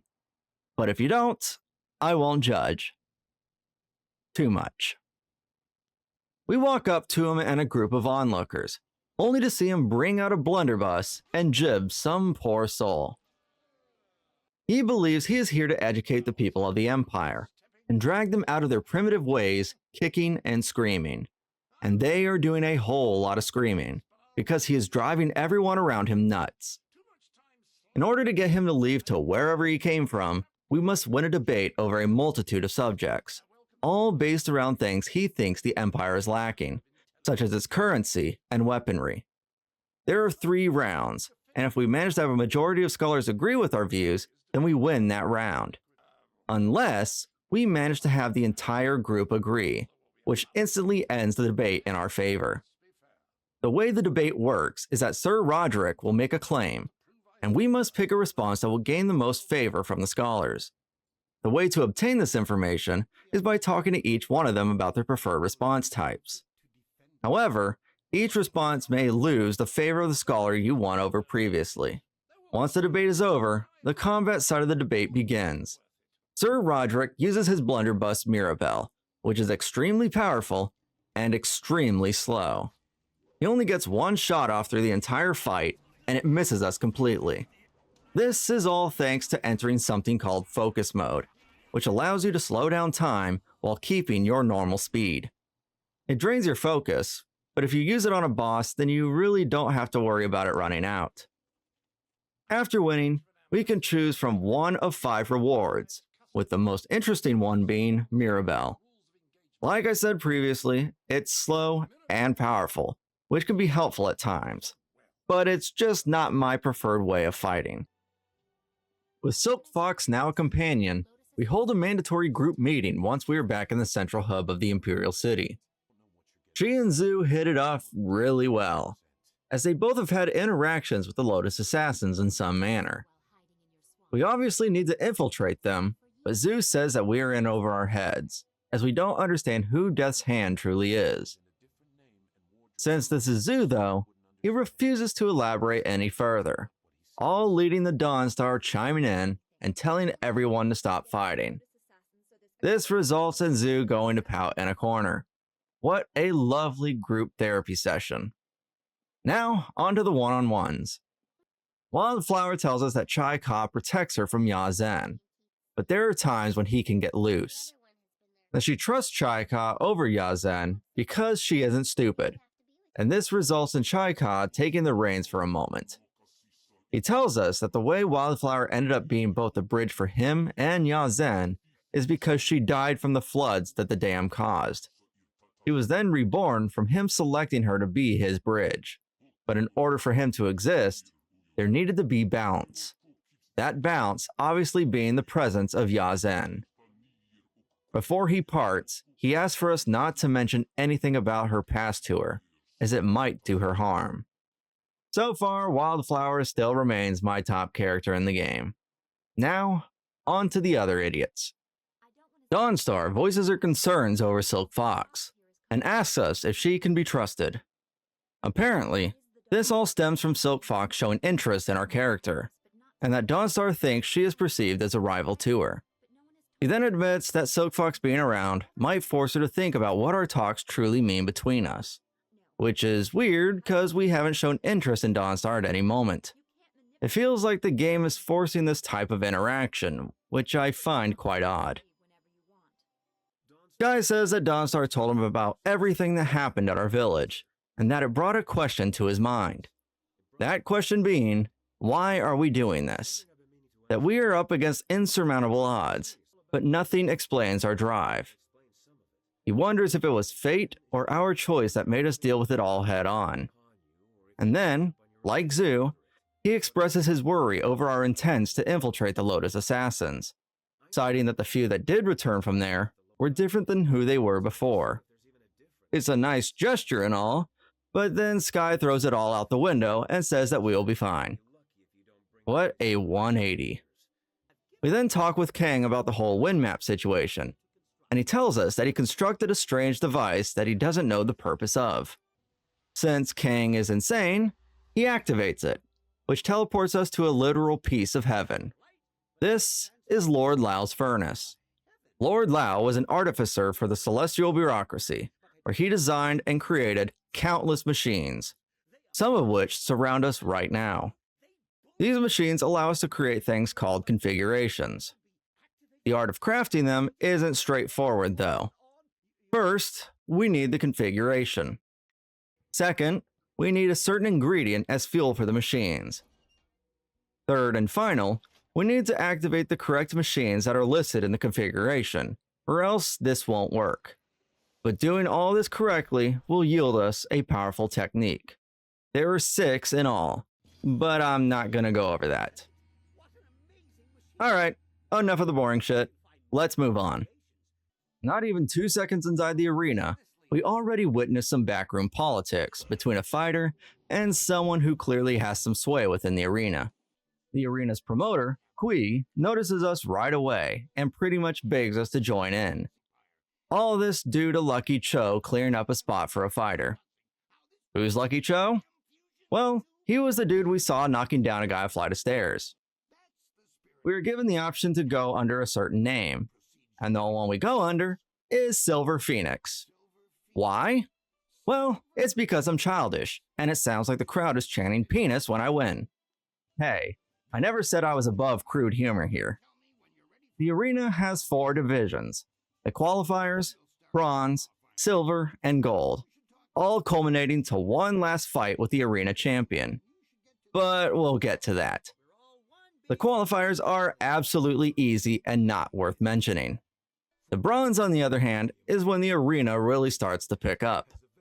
Lucky Cho informs us that his employer, Kai Lan the Serpent, is impressed with us and will be monitoring our progress.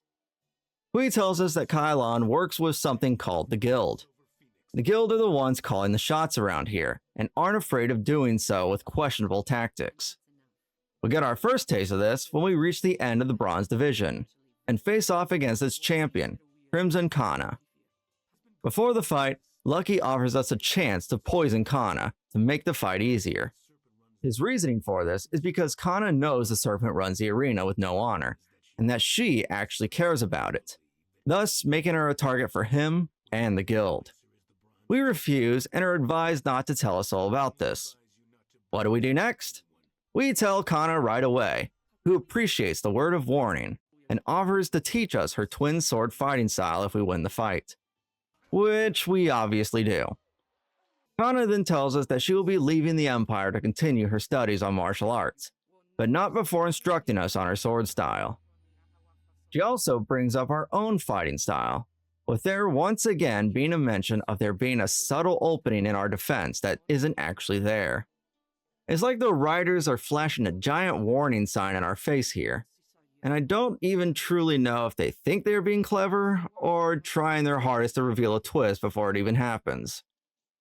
Whatever. Let's continue. We then quickly start to feel the repercussion for denying the Serpent's offer, as he changed out our next opponent in the Silver Division for an Elephant Demon, which is one tanky son of a bitch. But we actually manage it. This is when we are told that Kai Lan finally wants to meet with us. He wants to come to an agreement where we would be willing to cheat or throw fights for his benefit. He then does the whole villain monologue thing about his reasonings for this, saying that the Guild had a position open up because Gao the Greater was killed, and he is eyeing that position. He also brings up Black Whirlwind's past in the arena, and the immense rap sheet he built before his removal, which isn't anything Black Whirlwind has been secretive about. I mean, remember when he told us he split a woman in half? Yeah, this shit pales in comparison to that. The thing we didn't know, though, is that after Black Whirlwind left, his younger brother stayed and became a champion of the arena. Suddenly, and quite the coincidence, Black Whirlwind charges straight into the room. It's almost like he heard us talking about him. Black Whirlwind tells us that he has something important to say, and takes us all the way down to the arena's cages to say it. He starts off by saying we can't trust Kylon, which up to this point we should already know. But before he can get any further, Lucky Cho shows up and fights the two of us. As you can imagine, it went poorly for him. Now, standing over Cho's corpse, Black Whirlwind reveals that he killed his own brother, the former arena champion known as Raging Ox, after he accepted an offer from Kylon to become his enforcer. One day, in a drunken stupor, Black Whirlwind went to try and convince his younger brother to leave, but it went south when Kylon interfered. This resulted in Whirlwind attacking him, only for his brother to stand in between his axe blow, killing him. Black Whirlwind then ran, and of course drank, leading him up to where we met him.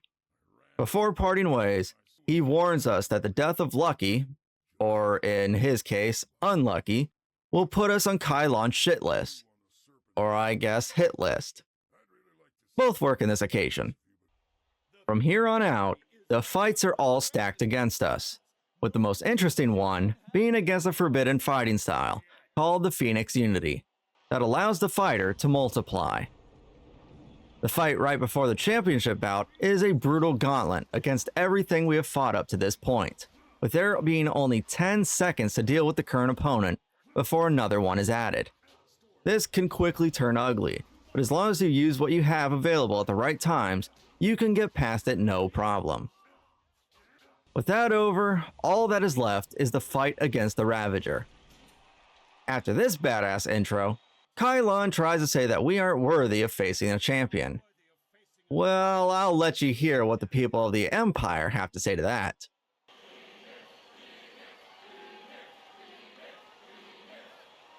See what I mean about it sound like penis? Funny, right? Kylon submits and allows the fight to continue. The Ravager is a beefy boy, but goes down after I spam the Storm Dragon style, which pretty much keeps him stunned until he's down for the count. With the Ravager beaten, his mask comes off and... ugh! He's green! With orange hair too, what the fuck? Sorry. Black Whirlwind then jumps into the arena and points out that the Ravager is his dead brother, or in this case, undead brother, Raging Ox. I also really love how this scene makes my character look like a midget. But okay. Kylon tells him that he was too useful and brought him back to life. Somehow. Do you like what you see? Ow! Ouch! Oh, that hurt. This pisses off Black Whirlwind, who finishes his brother off out of mercy. I definitely could have worded that better. Don't stop. Kylon then challenges us, using an old tradition that hasn't been used for hundreds of years.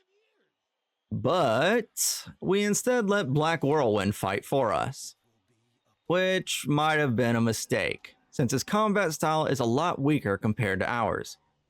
Kylon will also summon horse demons mid-fight, and fully heal his health bar once, which adds even more difficulty to it. But he eventually goes down, making us the champion of the arena. And that's our character, not Black Whirlwind. Just pointing that out for you. The guild even has a member approach us to say that they are letting go of the arena and will sever all ties with the Lotus Assassins. Funnily enough, that is when we are approached by the Lotus Assassin Executioner about joining them for reaching the Silver Division. He offers us an opportunity to join, and even allows us to bring our companions because we inspire loyalty to those who follow us. He then subtly hints that someone is not so loyal to us, but won't delve any further. As if that's anything new. He points us in the direction of an area called the Necropolis, and then pisses off. Great. Silk Fox then decides that now is the perfect time to start hitting on our character. which I'm not opposed to, it's just it could have been done at a better time. She also tells us of her life as the princess, and how she became the Silk Fox to get a taste of the average life of someone in the Imperial City. She obviously couldn't do this as the princess, because of rules and being surrounded by a bunch of yes men and women. That life handed her everything and was supposed to make her happy, but she still wanted to try and make something of herself, which she did, despite her father and Death's Hand. Ultimately, this conversation leads to her asking if we will back her up on any decision she makes for the Empire, which might be a red flag, but I mean, come on, wouldn't you? Okay, let's put the touchy-feely stuff aside for now and talk about the arena. I really do love a good arena in a game, but there's something odd about this one, to be honest. There was absolutely no choice to be good or evil, and instead, you were forced down the path of not siding with Kailan. I get that they probably did this because it would conflict with Black Whirlwind's backstory about his brother, but I think it would have added more depth to the game if there were moments where you could lose or gain a companion depending on your choices. It was just odd that they even added the conversation about joining Kailan, without it going any further than that. They could have just made him a complete douche, where he refused to meet with us, and continued his attempts to kill us in the arena, for some other made-up reason. I don't know, maybe I'm thinking too much into this, but I was just hoping for something more in-depth here. Outside the arena, we decide to have yet another group meeting. This one is about our recent run-in with the Executioners. While we are talking about infiltrating the assassins, the Geisha Zoo secretly walks off without anyone from the group noticing. Gee, between this and what the Executioner said, it's almost like they gave up on being subtle. Or they're trying to make us think he is against us. Either way, this felt completely forced. Right after, the group turns to him to ask for information about the assassins, due to his past with them. But he's obviously not there. Like a devil and angel on our shoulders, Silk Fox and Dawnstar bicker over him being with or against us. Man, she may be the devil in this scenario, but I'm gonna side with her. For reasons that definitely aren't because we've been flirting non-stop since the arena. Before venturing forward, we talk with the group once again. Minus Zoo, obviously. And Pecto once again talks about his wife. Big surprise.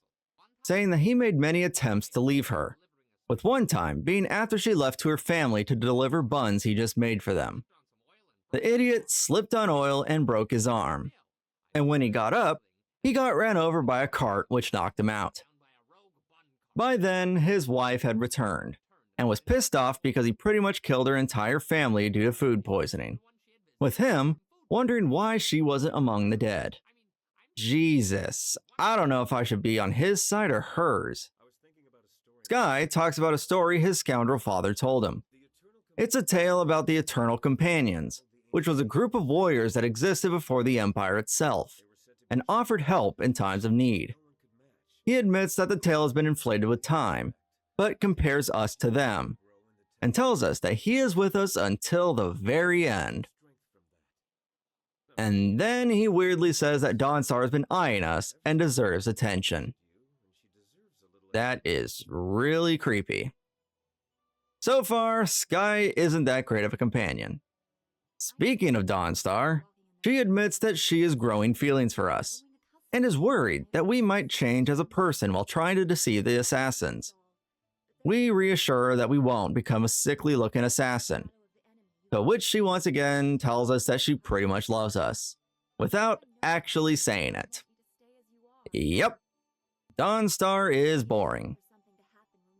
Wildflower is possessed by Yazen, who is really upfront about being evil, and how he will reward us for helping him possess the girl's body.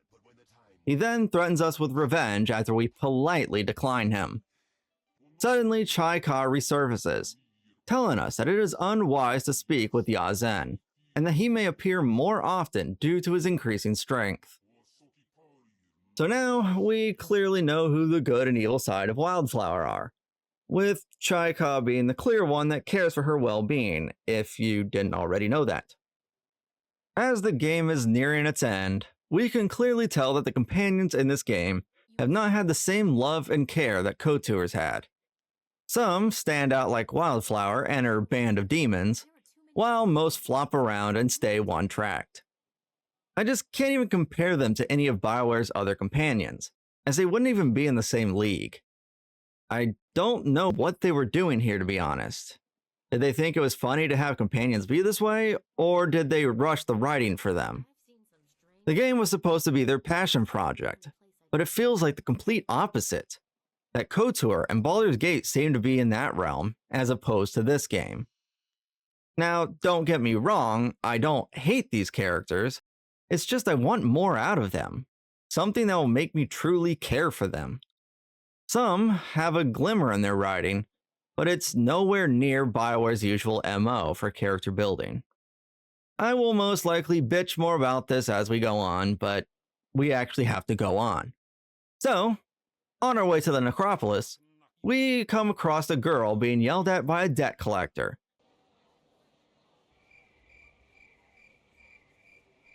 Forcing her to grab an artifact from the Necropolis, because apparently her father lost a whole entire family's social credit. Do people still make Chinese social credit jokes? Oh well. He then starts threatening both her and her mother to work at the wall, which strikes fear in the child. That's about 15 stories in the air! Look at that! That's the wall! This would easily result in her death, so we decide to help her out, since it's the same direction we are headed. The Necropolis is a shithole to say the least, as it is filled to the brim with hostile spirits. Near the entrance is Shen, the first gravedigger. And if you don't know his occupation, then I can't help you. This creepy dude makes it clear that he is robbing graves, and for some odd reason, BioWare decides to not allow us to do anything about it. Well, besides scolding him over it.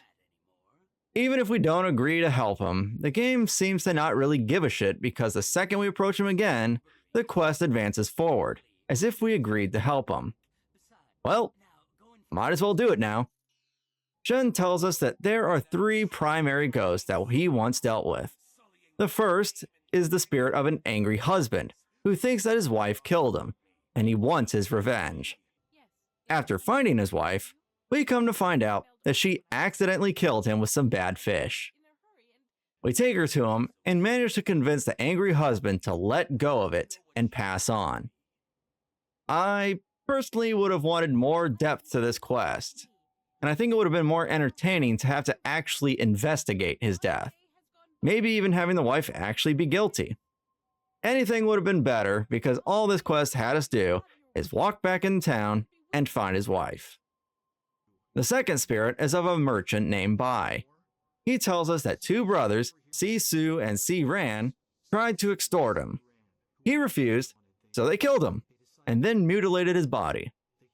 The brothers were later apprehended and were executed for what they had done. In a shitty turn of events, the brothers were buried right next to Bai, and now torment him in the afterlife. Well, maybe not afterlife, but you get what I'm saying. We confront the 2 brothers and beat the shit out of their spirits. We then say bye to Bai, as his torment is over, and so is this quest. Kind of straightforward once again. The third and final spirit is of a grieving mother, Miss Chan. She has lost her baby and believes Shen to have taken him.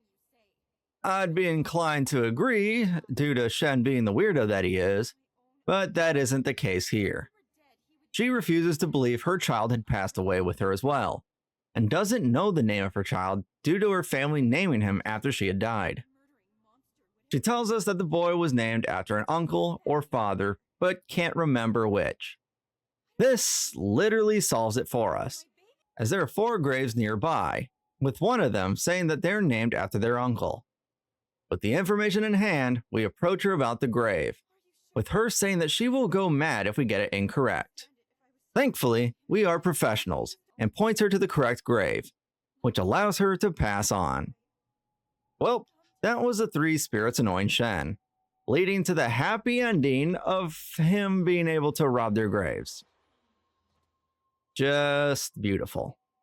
The girl we agreed to help earlier is standing outside a giant tomb, and once we reach its inner sanctum, we are attacked by spirits. Big shock, I know. Once the girl grabs the object she needs, we must fight our way out from the way we came. The object she grabbed was a bowl with some sort of inscription on it. She tells us what it is, and it turns out to be a configuration that we can use. But we've already gone over that stuff. The girl thanks us and proceeds back to the douche that was threatening her and her mother, with there being absolutely nothing we can do to help. I get that there are going to be things that can't be helped in this world, just like the real one. But BioWare's writing seems to flip-flop between Saturday morning cartoon types of good and evil, and then randomly sprinkling in some morally gray situations, which gives me extreme whiplash. Alright, let's get back to infiltrating the Lotus Assassins. Near the end of the Necropolis, there is one last tomb to enter, and right outside of it is Zhu, who sneaks up to the door just to hastily push it open and closed. Really stealthy there. Before we follow along, Silk Fox tells us that we need to talk, with Dawnstar appearing out of nowhere saying the same thing. Instead of pushing the talk aside due to the importance of the mission we are on, we instead decide to hear them both out. They admit to having feelings for our character, and felt it had to be said due to there being a chance we don't come back from this. And instead of choosing one or the other, we go the middle road and tell them that we appreciate both of them, which instantly gives me nightmares of Mass Effect's threesome scene. And no, it's not as great as it sounds. Why do I have to make a choice? Maybe the three of us could, In your dreams, Commander. However, this does not work, and they implore us to decide here and now. But thankfully, we pass an intuition check that somehow manages to pique both of their interests and lets us off the hook for the meantime. We proceed towards the tomb, and once inside, we are greeted by some dude in a red mask that seriously explains the whole entire process that's going on here. Like, what happens if someone just stumbles in here? Would he just spill all the information to them as well? This is extremely silly to me, as the Red Mask guy even allows us to keep our companion. Red guy explains that this place is where they make all of their golems, like the ones we encountered all the way back at Tian's Landing. The golems are planned to take over as guards and military for the Empire, with the flesh bags that are currently in those positions soon to be relegated to homelessness. We are set to help with this process of creating them, but are told that we will be vying, and I guess literally dying, for that position against other prospective initiates. Red then points us in the direction of Master Gang, that will train us to become a Lotus Assassin. On the way there, and after being harassed by a couple of initiates, Zhu sneaks up on us from around a corner, and decides to be as vague as possible with whose side he is on, and what he has kept secret from us during our past conversations, even questioning our motives, as if we have been evil throughout this entire playthrough. He then somehow manages to sneak away again, which just makes this scene look weird.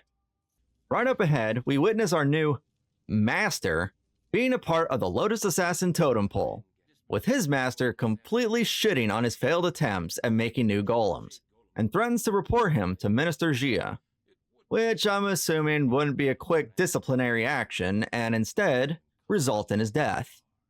Our master turns his ire towards us, and instantly tasks us with dealing with spirits that have broken free from something called a spirit shard, and has been killing his slaves and acolytes. He obviously expects us to die in this scenario, but he clearly doesn't know who he's dealing with, as we are the one guy without a shirt in here, which gives us the advantage. Our reward for this is to not be shoved into a deprivation cell, to be broken and reshaped as a Lotus Assassin. We are then given the title of Protégé, and are given 2 more tasks. The first task is to turn a bunch of alive slaves into not alive slaves. It isn't that cut and dry though. We need to extract their souls in the spirit shards from something with an extremely inventive name called the Soul Extractor. These shards are then used to power up the newly created golems. Gang says they used to get souls from the deceased in the Necropolis, but found that the shards were stronger when they brutally killed someone and extracted their soul almost instantly. The second task is to kill his superior, Master Shin. This also isn't as cut and dry as it sounds. The Lotus Assassins don't truly care about murder, so long as it's deserved or happened due to incompetence. But Gangbang still tells us that he must not be implicated. Kind of odd, but okay. The first task takes us to a sort of elevator. This is also where the Soul Extractor is placed, and the Lotus Acolyte that is in charge of it recommends using a slave to make a spirit shard for our golem. We, however, don't plan on using slaves, and dispose of both the Cell Guard and the Extractor Acolyte. This gives the slaves an opening to escape in the smaller section of the mines. Since we now don't have any fresh subjects to make a shard, we are now forced to get one in the mines of the Necropolis. This leads us on a crash course with this burly-looking spirit, named Zhang Sai. After his WWE introduction, he monologues for a bit about us being a spirit monk, and through this, we can definitely tell he is crazy. We disrupt his spirit, and once again, Zhu shows up out of nowhere. What's up with everyone showing up after a fight ends in this game? Whatever. Zhu admits he had to make sure we were actually a spirit monk through this confrontation with Zhang Sai. Really, Zhu? After all this time? Seriously? God, there's so many issues with the writing here. Zhu then continues, saying that Zhang's spirit is pure chaos, and after we take his body and use a soul extractor, the shard it makes will cripple the Jade Golem and those who would command it. After the second task is completed, we must present this shard to earn passage to the inner chambers, where the answers we seek await. Speaking of the second task, we come up with a plan to throw Master Shin's body into the golem press, to make him look like a fool. But Gang explains that Shin never leaves the inner chambers, and only comes out to inspect new shipments of slaves. This task involves us clearing out an entire hall of people. It requires us to do all sorts of shit to accomplish. Then, rid the golem press operator, and not in the fun killing type way, sabotage said press, and disrupt the slave shipment. Doing all this finally makes Shin come out of his shell. He attacks us and dies rather quickly for someone so high up on the Lotus Assassin totem pole. We drag his body to the press and turn it into soup. Except when Gang goes up to inspect it. Damn, his body managed to stay in perfect condition after being crushed. I wonder what it's made of. Now, if I had the foresight to make a golem before damaging the machine, I could have had the opportunity to drop it on Master Gang. Sadly, I'm an idiot, so that opportunity is now gone. Master Gang gives us a sort of half-assed thank you, and tells us to meet with him when we are ready for the Jade Golem ritual. This is also when Zhu drops a bomb on us about his past.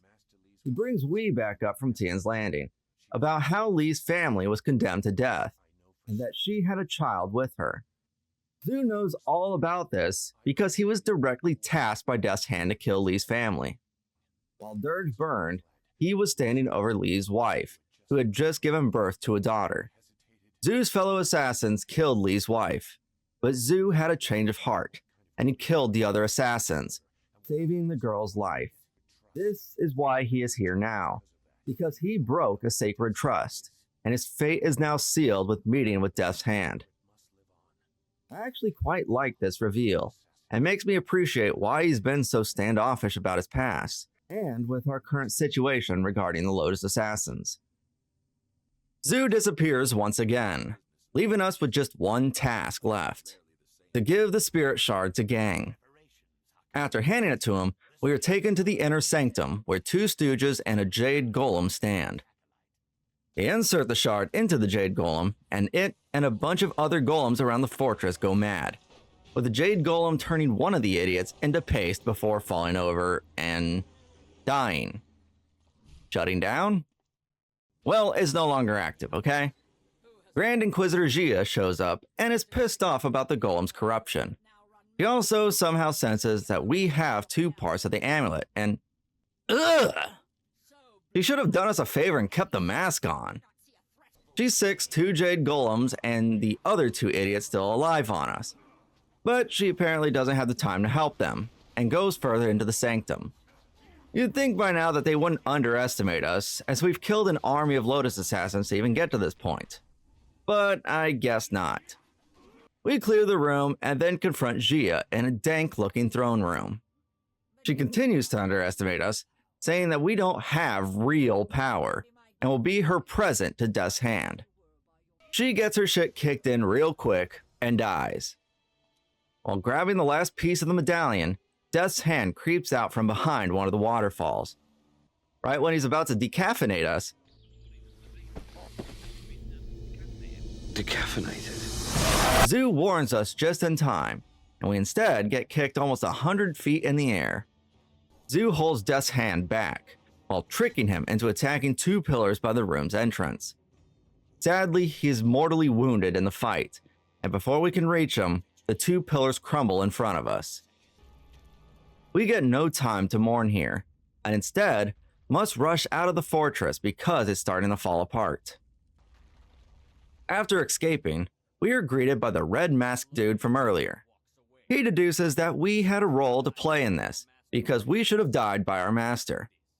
He may be right, but that is the most idiotic thought process I've ever heard. We kill him and escape Necropolis, and hold yet another group therapy session. Silk Fox continues her bitchiness streak by shit-talking the now-deceased Sagacious Zhu and Dawnstar over what just happened. She also continues to refuse to see that her father might actually be the dickhead he is portrayed to be, claiming that it's some sort of mistake. Right. Dawnstar once again fears something might happen to us, and is afraid of making any future plans due to the uncertainty of everything. Now, I can't stress enough how I seriously wish BioWare would have added more depth to her. I mean, hell, all the companions could have had more depth, as Henpecked Ho once again talked shit about his wife, and how they were unable to have kids due to him being afraid of her the first year they were together. And after he overcame that, he had issues due to her weight. Christ, man, this guy's a broken record. He's even turning me into a broken record with complaining. Anyway, after crafting all the configurations we could find at Lord Lao's furnace, Kang somehow recovers most of his lost memories about Lord Lao. Apparently, he scattered all the configurations around the Empire, and once they were all created, he would know it was safe for him to return. That's fine and all, but Kang tells us that Lord Lao has been imprisoned and needs our help. We must use the flyer for this, and once we're in the air, we find ourselves being bombarded by ghost flyers? Ghosts? Spirit ghosts? Spirit flyers? Anyway, at the end, we fight this giant electric orb that can kill us instantly, and after a few annoying attempts, we finally beat it, only to discover that Kang was Lord Lao all along. He couldn't remember this because those memories were locked away for pissing off the celestial bureaucracy. Kang tells us that he will stick with us until the end, and hands over one last set of configurations. We can only craft one of these, and once we do it, the furnace completely breaks in a comedic fashion. That's all there is to the companions at this point. So now we're off to the Imperial Palace. Not even 10 seconds after we land, Yazen's patience has come to an end, vowing to destroy Chai Ka and Wildflower's mind. Chai Ka pleads for us to help in the fight, which leads to a choice. Either we aid Chai Ka, the benevolent spirit that cares for the child he's bridged with, or we help Yazen, the absolutely evil dickhead who cares nothing about Wildflower and openly admits to wanting to destroy the world. Tough choice here. See, this is what I meant when I said BioWare sometimes has cartoonishly good and evil routes to choose from. This, as I'm sure you've gathered, is one of those choices. We take the high road, as we've always done up to this point, and side with Chai Ka. We are then summoned to the girl's spirit, or mind, or something, where Chai Ka and Yazan are fighting. The reason we haven't done this before is because even after we defeat Yazan, he isn't truly dead, just weakened. The only way to truly rid Wildflower of him is by clearing up the corruption in the world. That sounds simple enough. We are taken back to the real world, and everyone is glad that Wildflower is okay. Well, except Silk Fox, who retains her bitchiness. You know, I wonder if we were just standing around, almost lifeless in the real world, while we fought in Wildflower's spirit. It's not really made clear, so I guess we'll never know. But I couldn't help but wonder about it. We then split up from the group in the most unbalanced way possible. Silk Fox stays with us, and the rest go a different route. With how important it is that we survive this and make it to the Emperor, you'd think that we'd be given at least one more companion to help along the way. Funnily enough, though, none of the fights leading to the Emperor are that difficult. For him being, you know, the Emperor, you'd also think that he'd have better security throughout the palace. It only took us, and I shit you not, 7 minutes to reach him. Maybe sooner if we weren't stopped by Silk Fox, Dawnstar, and for whatever reason, Sky, right at the entryway to the throne room. Both of the ladies express their continued feelings for us, and demand that we decide on who we want to be with. Instead of making a true decision here, we decide to gaslight them and tell them that we will discuss it later. What a true romantic. Inside the throne room, we see the Emperor grilling his younger brother, Master Li, over the whereabouts of the Spirit Monk amulet. Now, you may be wondering how this dude looks younger than Li, even though he's the eldest brother. And we will definitely get to that. But first, we confront Sun Hai. And by we, I really mean the princess. But sadly, she is unable to get through to him about his corruption, and orders all of our deaths. Except the princess's. This is when shit really gets crazy, though. We take down his guards, except this one that's glitching the fuck out, and that's when the Emperor shows his true power. He releases a shockwave that knocks everyone but us out. This is also when we find out he is already dead. That's why he hasn't aged over the 20-year span since the assault at Dirge. He took the water dragon from there to become a god among man, an all-powerful, everlasting emperor to the Empire.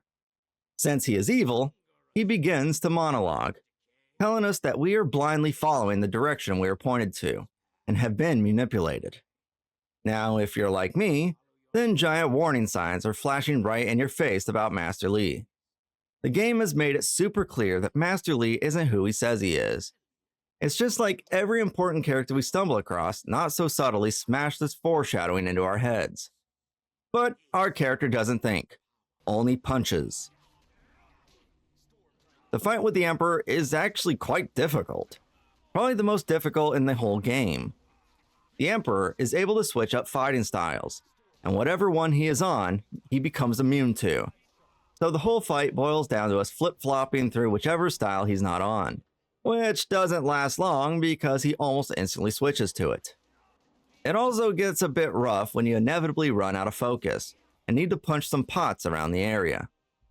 But eventually, we exorcise the demon and see the Emperor's crusty old body finally wither into dust.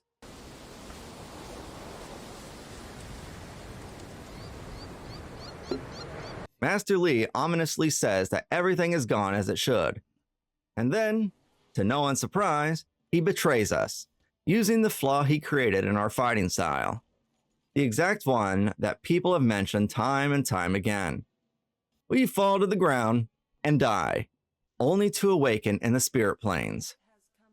The water dragon spirit informs us that there is a way to be brought back to life, and it involves following a giant pillar of light, like a moth to flame. The water dragon explains everything that just happened like we didn't just experience it. He also explains that Master Li is consuming her energy to become a god, just like his brother. After a short orgasm, she continues, telling us that she must send our spirit to Dirge to cleanse the tainted fountains while Lee is still gaining power. With the fountains of Dirge cleansed, we can get a 1-up and be revived. Also, isn't it crazy that the game made our character look like a K-pop superstar long before they started looking like this? I mean, just look at him. Oh no, he's hot! On our way to Spirit Dirge, we run into Abbot Song. This was the guy that got double-teamed by the Emperor's brothers at the assault on Dirge. He tells us the full story about what happened there. Right after the Emperor killed the water dragon and took her powers for his own, the two brothers, Lee and Kin, plotted to stab him in the back quite literally, but failed to comprehend the power Sun Hai would have at this moment. The Emperor killed Kin right there, while Lee managed to escape and followed the spirit monk who grabbed the amulet and baby version of us. Right when the spirit monk thought he escaped, Lee slew him, and so began his grand scheme. The Emperor then found Lee's armor and bound Kai to it, thus being reborn as Death's Hand. Most of the game's twists have been extremely obvious due to its writing, but I really do like how Death's Hand turned out to be Sun Kin, who we thought had perished 20 years ago. After story time, Abbott becomes a complete downer by saying that Sun Lee had won. Like, Jesus man, we just died. You don't have to fucking make it worse than it already is. We drag him out of the dumps and tell him that the water dragon still has hope. Abbott becomes elated over this and tells us that we can restore the fountains. The game doesn't make it clear here, but I assume only we can do this, because if not, then what the hell has Abbott been doing this whole damn time? With the first fountain restored, we are visited by the water dragon once again. And after Abbott has a complete nerdgasm over seeing her, she tells us that Lee is rapidly gaining more power due to the complete amulet. But she also tells us that we can still use the amulet in some way, as it allows us to access what is already inside us. Oh yeah. Meanwhile, Master Lee senses that we aren't just going to lie down and die, so he returns to the Lotus Assassin stronghold and revives his dead brother, Death's Hand. During the process of cleansing the second fountain, we are pestered by an abomination called the Suffering. It tells us that it has spent the entire 20 years gaining power from the corruption at Dirge. The water dragon tells us that the only way to cleanse Dirge is by defeating this evil that sits inside the temple. With all the fountains cleansed, that just leaves the Suffering. The fight is against 3 different versions of our character. You know, after all the build up to this thing, I was kind of hoping for something visually striking. Something that screamed pure evil. But instead, we just get a fire, an ice, and a sword copy of our character. Which was truly disappointing, because the minion of this thing was actually something original, as you've never fought it up to this point. Well, that's enough bitching on my end for now though. The fight starts off quite easy, as the fire and ice forms die very quickly, but the sword version deals a metric ton of damage quite quickly. This is when the gloves come off, and I cheese the son of a bitch by spamming Storm Dragon to stun him and Leaping Tiger to do damage, which doesn't allow him to retaliate. With the big bad now gone, the temple is cleansed, and the spirit monks trapped in this never-ending battle are able to pass on, while the Imperial army dudes just catch on fire. Before she resurrects us, the water dragon tasks us with destroying her body that is being held as a trophy at the Imperial Palace, and was put there to end the Great Drought. He also drops a bomb on us, saying that Dawnstar is the child that Zeus spared, while he was tasked to kill Lee's family. That obviously makes her the daughter of our master, and a cousin to Silk Fox. Lee, of course, doesn't know this, so it may be ammunition we could use later. We are finally resurrected at Dirge. All the while, our group is bickering amongst themselves in some sort of forest. Dawnstar, however, hears a voice in her head, telling her to go to Dirge. I mean, hearing voices in your head isn't a good thing, Dawnstar, but alright. She informs the group without explaining anything, and they actually follow along, eventually landing down with the Dragonfly at Dirge. We reunite with the group who just set up camp outside the temple, and they tell us that Lee has announced his ruling over the Empire, and is sending an army our way to get rid of us, but it will take a whole day's time to reach where we are at. This gives us the rest of the day to prepare for the coming battles, while making the sex with a companion. This is BioWare's calm before the storm formula that they use in many games, most notably the Mass Effect series, which I will 100% cover in the future. Before we all split up to fortify the temple, we discuss Dawnstar's lineage. This naturally pisses off Silk Fox, as she doesn't believe it because she has to maintain that bitchy character trait. Dawnstar believes it can appeal to Lee's decency, because she has to maintain that nice and hopeful character trait. We all part ways but Silk Fox, who asks for us to talk before we sleep for the night. This is because the game decided that Silk Fox is our character's love interest, in the battle between her and Dawnstar for our character's affection. With the preparations made, we approach her, and she says that her and Dawnstar consoled and got to know one another after our character's apparent death. Oh boy, where is this going? He then asks one final time who we would choose, and we once again tell her we can't make a choice. That's when she announces her true love for us, and yo! Dawnstar as well? We did it! We managed to pull off the coveted threesome, and wait, aren't they cousins? Why do I have to make a choice? Maybe the three of us. I mean, I'm a cultured man myself, but what in the hell? Well, let's just not think too much into this, shall we? During the night, we have a fucked up vision of Master Lee, who sets ablaze 3 students we knew during our time at school. What's the meaning of it? I don't really know, so who cares? After that dream, the morning comes. Right after we did. And sure enough, the army Lee sent is almost upon us.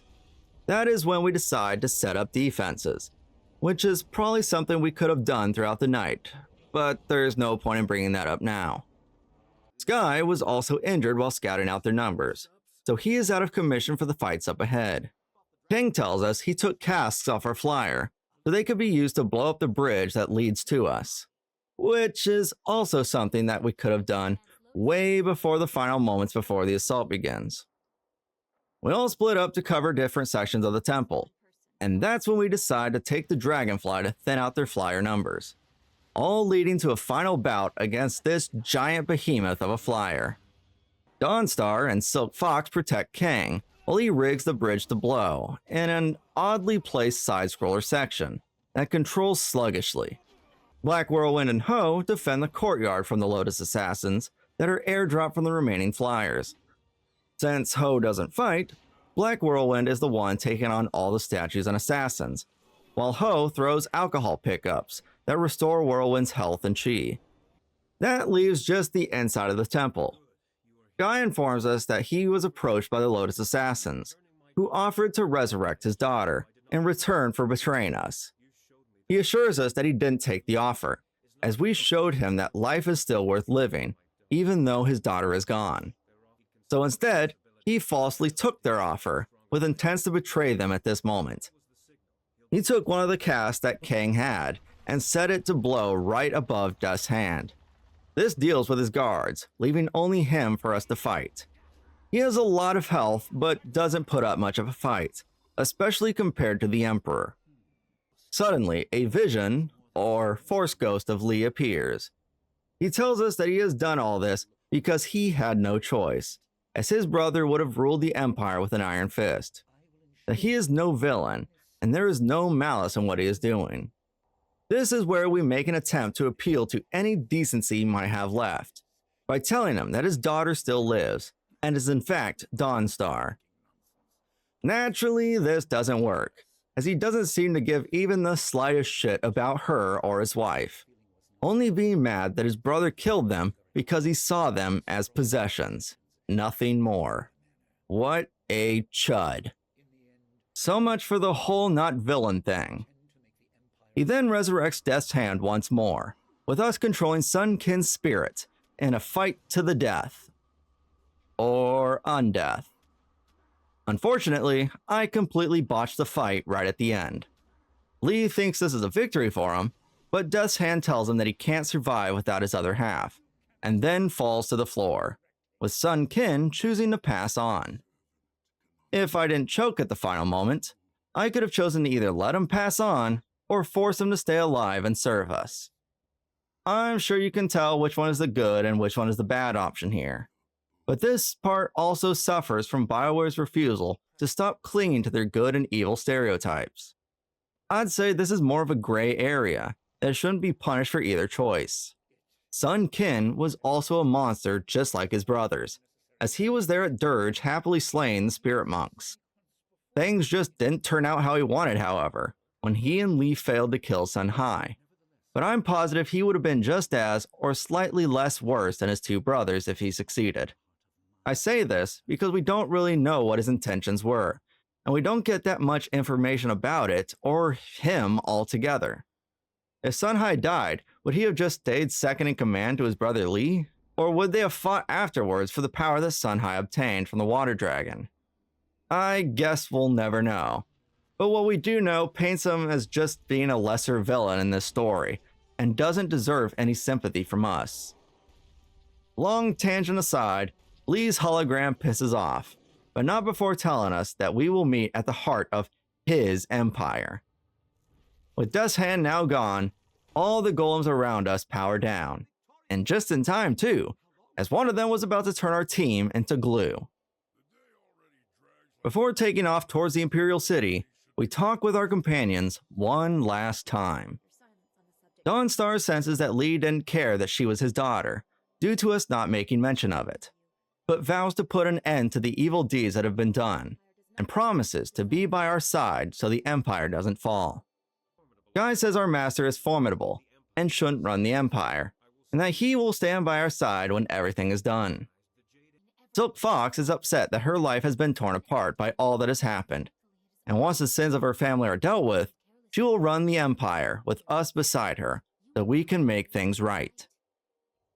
Wildflower finally has time to thank us for dealing with Ya Zhen, and hopes that if everything goes well, that she can meet with us later in her life, and become friends once again. Chaika just says that he will serve the heavens and follow our steps. Yup. Man, or, demon of few words here. Henpecked Ho actually admits to missing his wife, especially compared to what happens around us. He then looks forward to life being simple again, but obviously dreads his wife's bickering. Black Whirlwind just wants to cut the crap and get back into the action, and requests Kang to make him a wine bowl he could hold if he loses his hands. And Kang doesn't really want to talk because it's just confusing. Alright, now that all the companions are over with, I wanted to say a few things about them. They all feel rushed and do not have a whole lot of character development behind them. Silk Fox stays kind of bitchy and Dawnstar stays kind of plain. That's not even counting the others. Sky is straight up boring. Ho just complains about his wife all the time. Black Whirlwind just wants violence and to be drunk, which I respect, and Kang is absolutely insane. The one companion that I liked the most was Wildflower and her two demons. We had the option to sway the direction her character goes, depending on our alignments, which I liked as it kind of reminded me of KOTOR 2's alignment-based companions. I just wish all the companions got this treatment. Or, like I said earlier, I think it would have been cool if there were moments where we could lose companions, like Whirlwind in the arena, or Sky when it came to being approached by the Lotus Assassins about his daughter. But I'll continue this train of thought later though, as we have an empire to save.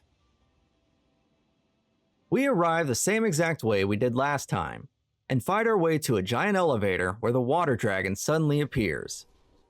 She tells us that Master Li isn't aware of us being here yet, and that we have time to turn the tables in our favor.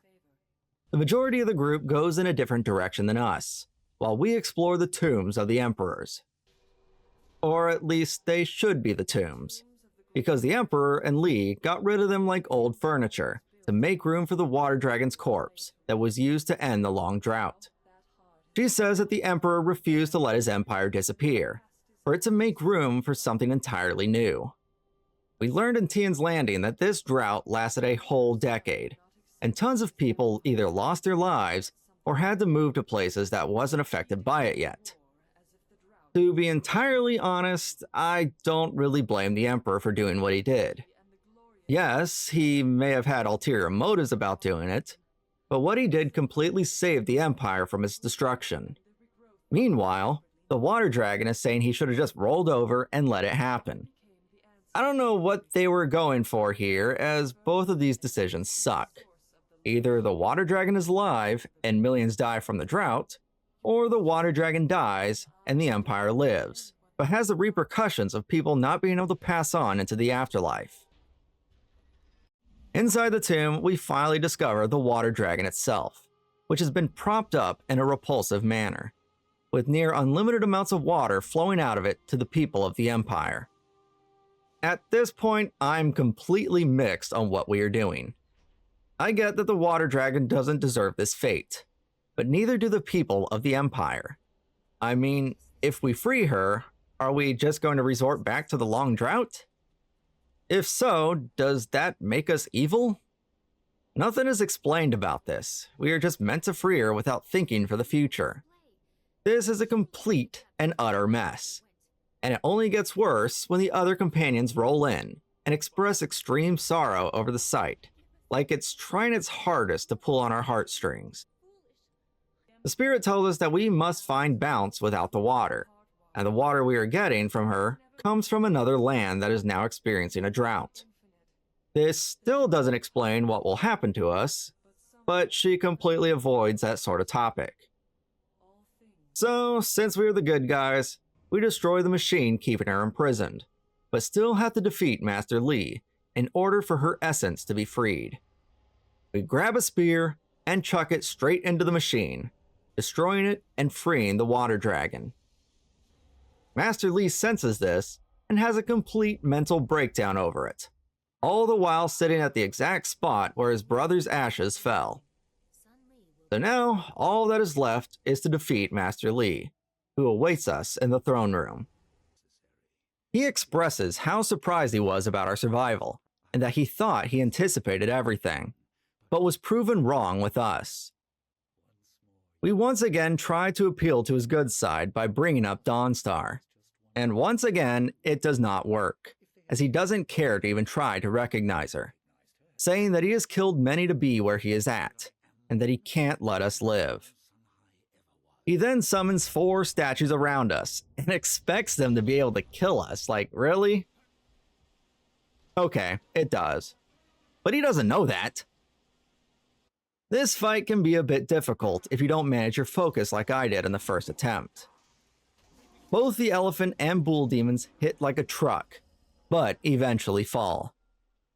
Master Li then banishes us and our companions to the Shadow Realm, where we must fight our self-doubt. Sounds kind of silly when I put it that way, but that's what they're literally called. At the end of the final hurdle, Zhu appears to help us one last time, saying that he has been with us the whole time, but was hidden. Aw, how sweet. Once we've broken free, Master Li tries to cut a deal with us, but we aren't backing down to this tyrant. This is the final battle. Mano a mano. Master versus student. Let's see what tricks Li has up his sleeve. The sad part is that this fight is a lot easier than the fight with his brother, and he goes down in less than a minute. The fight bouncing in this game is extremely weird to say the least. With Li now dead, the Water Dragon's power is released, so she can now pass on and be reborn. Back at the Imperial City, we are given a hero's welcome. I don't understand how the people of the city know what happened, but we need a happy ending here, goddammit. Sadly, there are no more cutscenes to show what happens afterwards, and we are instead treated to slides, which is disappointing to say the least. Silk Fox was able to clear her name and secured the throne for both her and our character. We were welcomed as her companion and eventually became emperor, ruling over the kingdom by her side in a new golden age. Dawnstar found her way back to Two Rivers and was able to replace the bad memories of Master Li and its destruction with the town's renewal. New settlers arrived and she replanted her garden, with a flower for each of her friends that she lost along the way, with her eventually setting out across the Empire once again. Sky ended up becoming the leader of the guild, and helped with the transition of power in the Empire. They supplied food to the poor, and set up Imperial control over areas that were lawless. The guild eventually faded from sight, but there were occasional sights of their new leader, who was kind and always there to help the common people.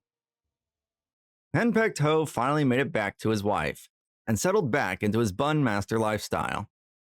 After a few years, he and his wife finally had daughters, septuplets to be exact. Ho eventually became ill though, after he ate a bun he meant to feed his wife, but he quickly recovered. The story of his poison bun spread though, which ended his career. So he became a delivery man for the Empire, but he has yet to return from his first delivery. Chai Khan was finally able to return to heaven, after his duty was completed. For her help in aiding with his duty, Wildflower was given her life, one which she could live on her own whims. Kang, or Lord Lao as he is now known, continued to create various wonders for us despite being criticized for the problems he would cause.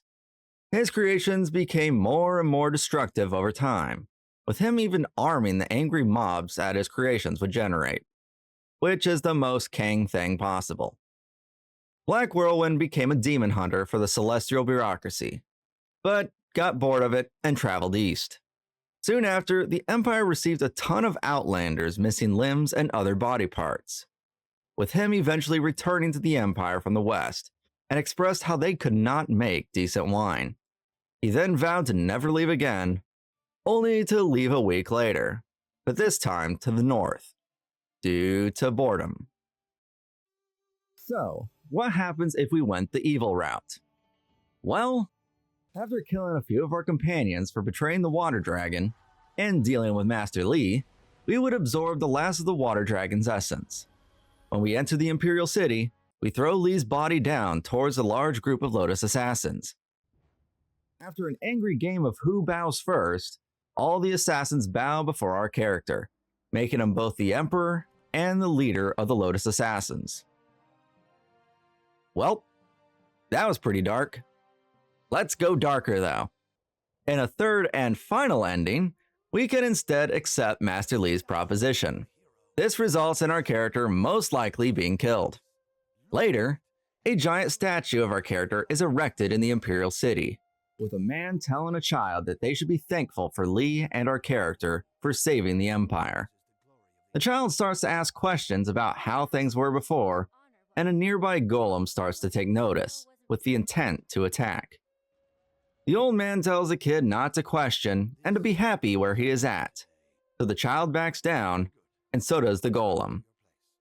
Li is then seen nearby watching over the group by our statue, and starts to laugh, probably because of the idiotic decision we have made. And that is Jade Empire. Where do I begin? Well, I guess the good is a great place to start. I love the setting of this game a lot, as it's absolutely beautiful, with there being a bunch of creative designs because they pulled from different times in real Chinese, Japanese, and Tibetan history. This makes things look new, but also familiar in a sense. So long as you paid attention in history, that is. The fighting styles are also a lot of fun to look at, seeing as they also pulled from real styles as well, with my personal favorite being the Drunken Master. Even though it's overshadowed pretty quickly in the game, the movements in the style are straight out of the Jackie Chan movie, which has a special place in my heart since it was the first kung fu movie I watched as a kid. The voice acting is also very well done. I may have had a complaint about it being a bunch of American, Canadian, and British voice actors in mythological China, but if you look beyond that, then the VO work here is great, with well-known voice actors such as Nathan Fillion, Robin Atkin Downes, and funnily enough, Mark Meer, before his role as Commander Shepard in Mass Effect. Why do I have to make a choice? Maybe the three of us could, The soundtrack is also something that is done extremely well. It was produced and composed by Jack Wall, who would also work on the Mass Effect game's soundtrack. The soundtrack used Chinese instruments and really helped transport you to the time era it's softly based on. I still remember the main theme ever since I played it all the way back in 2005.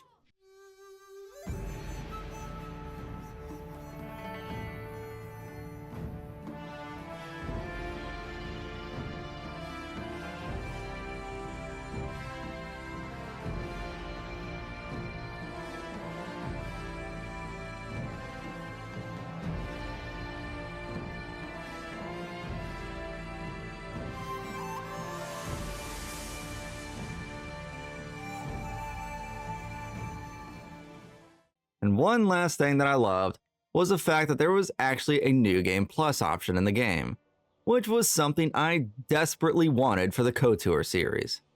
I loved being able to continue forward with our endgame character, only to make them even more broken.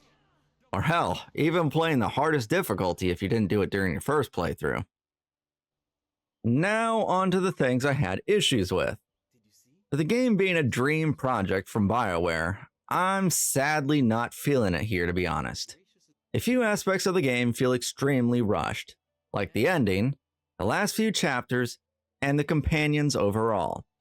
All three endings aren't bad per se, but it's the fact that we are treated the damn slides to learn about what happens to our character and the companions. It feels so disconnected and falls really flat. Another glaring issue with the ending is the whole drought thing. Nothing is brought up about this ever again. I don't know if BioWare forgot, expected us to forget, or just didn't care. I get that they obviously wanted a happy ending, which, if anyone remembers the Mass Effect 3 ending shenanigans, then they might have made the right choice. But that was a span of over 3 games, so it's not really a fair comparison. So let's be honest, they could have just added an extra slide to explain those things, since that's the route they took with the companions. The back half of the game's chapters feel rushed, since they only last an hour or so for each. And when you compare that to the chapters 1, 2, and 3, then you'll definitely see the issue here. Chapter 3 alone took me almost 10 hours to get through, and that's by completing everything I could. After Chapter 3 ends, the game becomes condensed, and you are forced onto a track leading straight to the end of the game. But the thing that really hurt this game for me are its cast of characters, most notably the companions that you're stuck with. Each companion is one note, and they don't grow as the game progresses. Poe hates his wife, Black Whirlwind is a violent drunk, Silk Fox is bitchy, and so on and so forth. I don't hate these characters by any means. I just wish they had a lot more depth to them.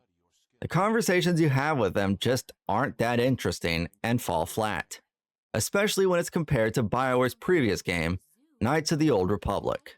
Speaking of KOTOR, the combat of Jade Empire may be flashier, but overall, it lacks the depth that KOTOR had. Once you come across your favorite styles, then you won't be switching things up that much, and you'll see the same animations over and over again. No amount of upgrading is going to change this whatsoever, which is a real downer. Because the game could have benefited from a feat system, where you could get special attacks that you could throw in any style that you may be using. But overall, I really enjoyed coming back to Jade Empire. While it may not hold a place in my mind like KOTOR does, I still see worth in it, and I'm disappointed we never got to see another game in the series. I truly wonder what the sequel would have been about, as the concept art paints it in a whole different type of setting. But I guess we will never know, because that was 20 years past, and Jade Empire is the game BioWare left behind.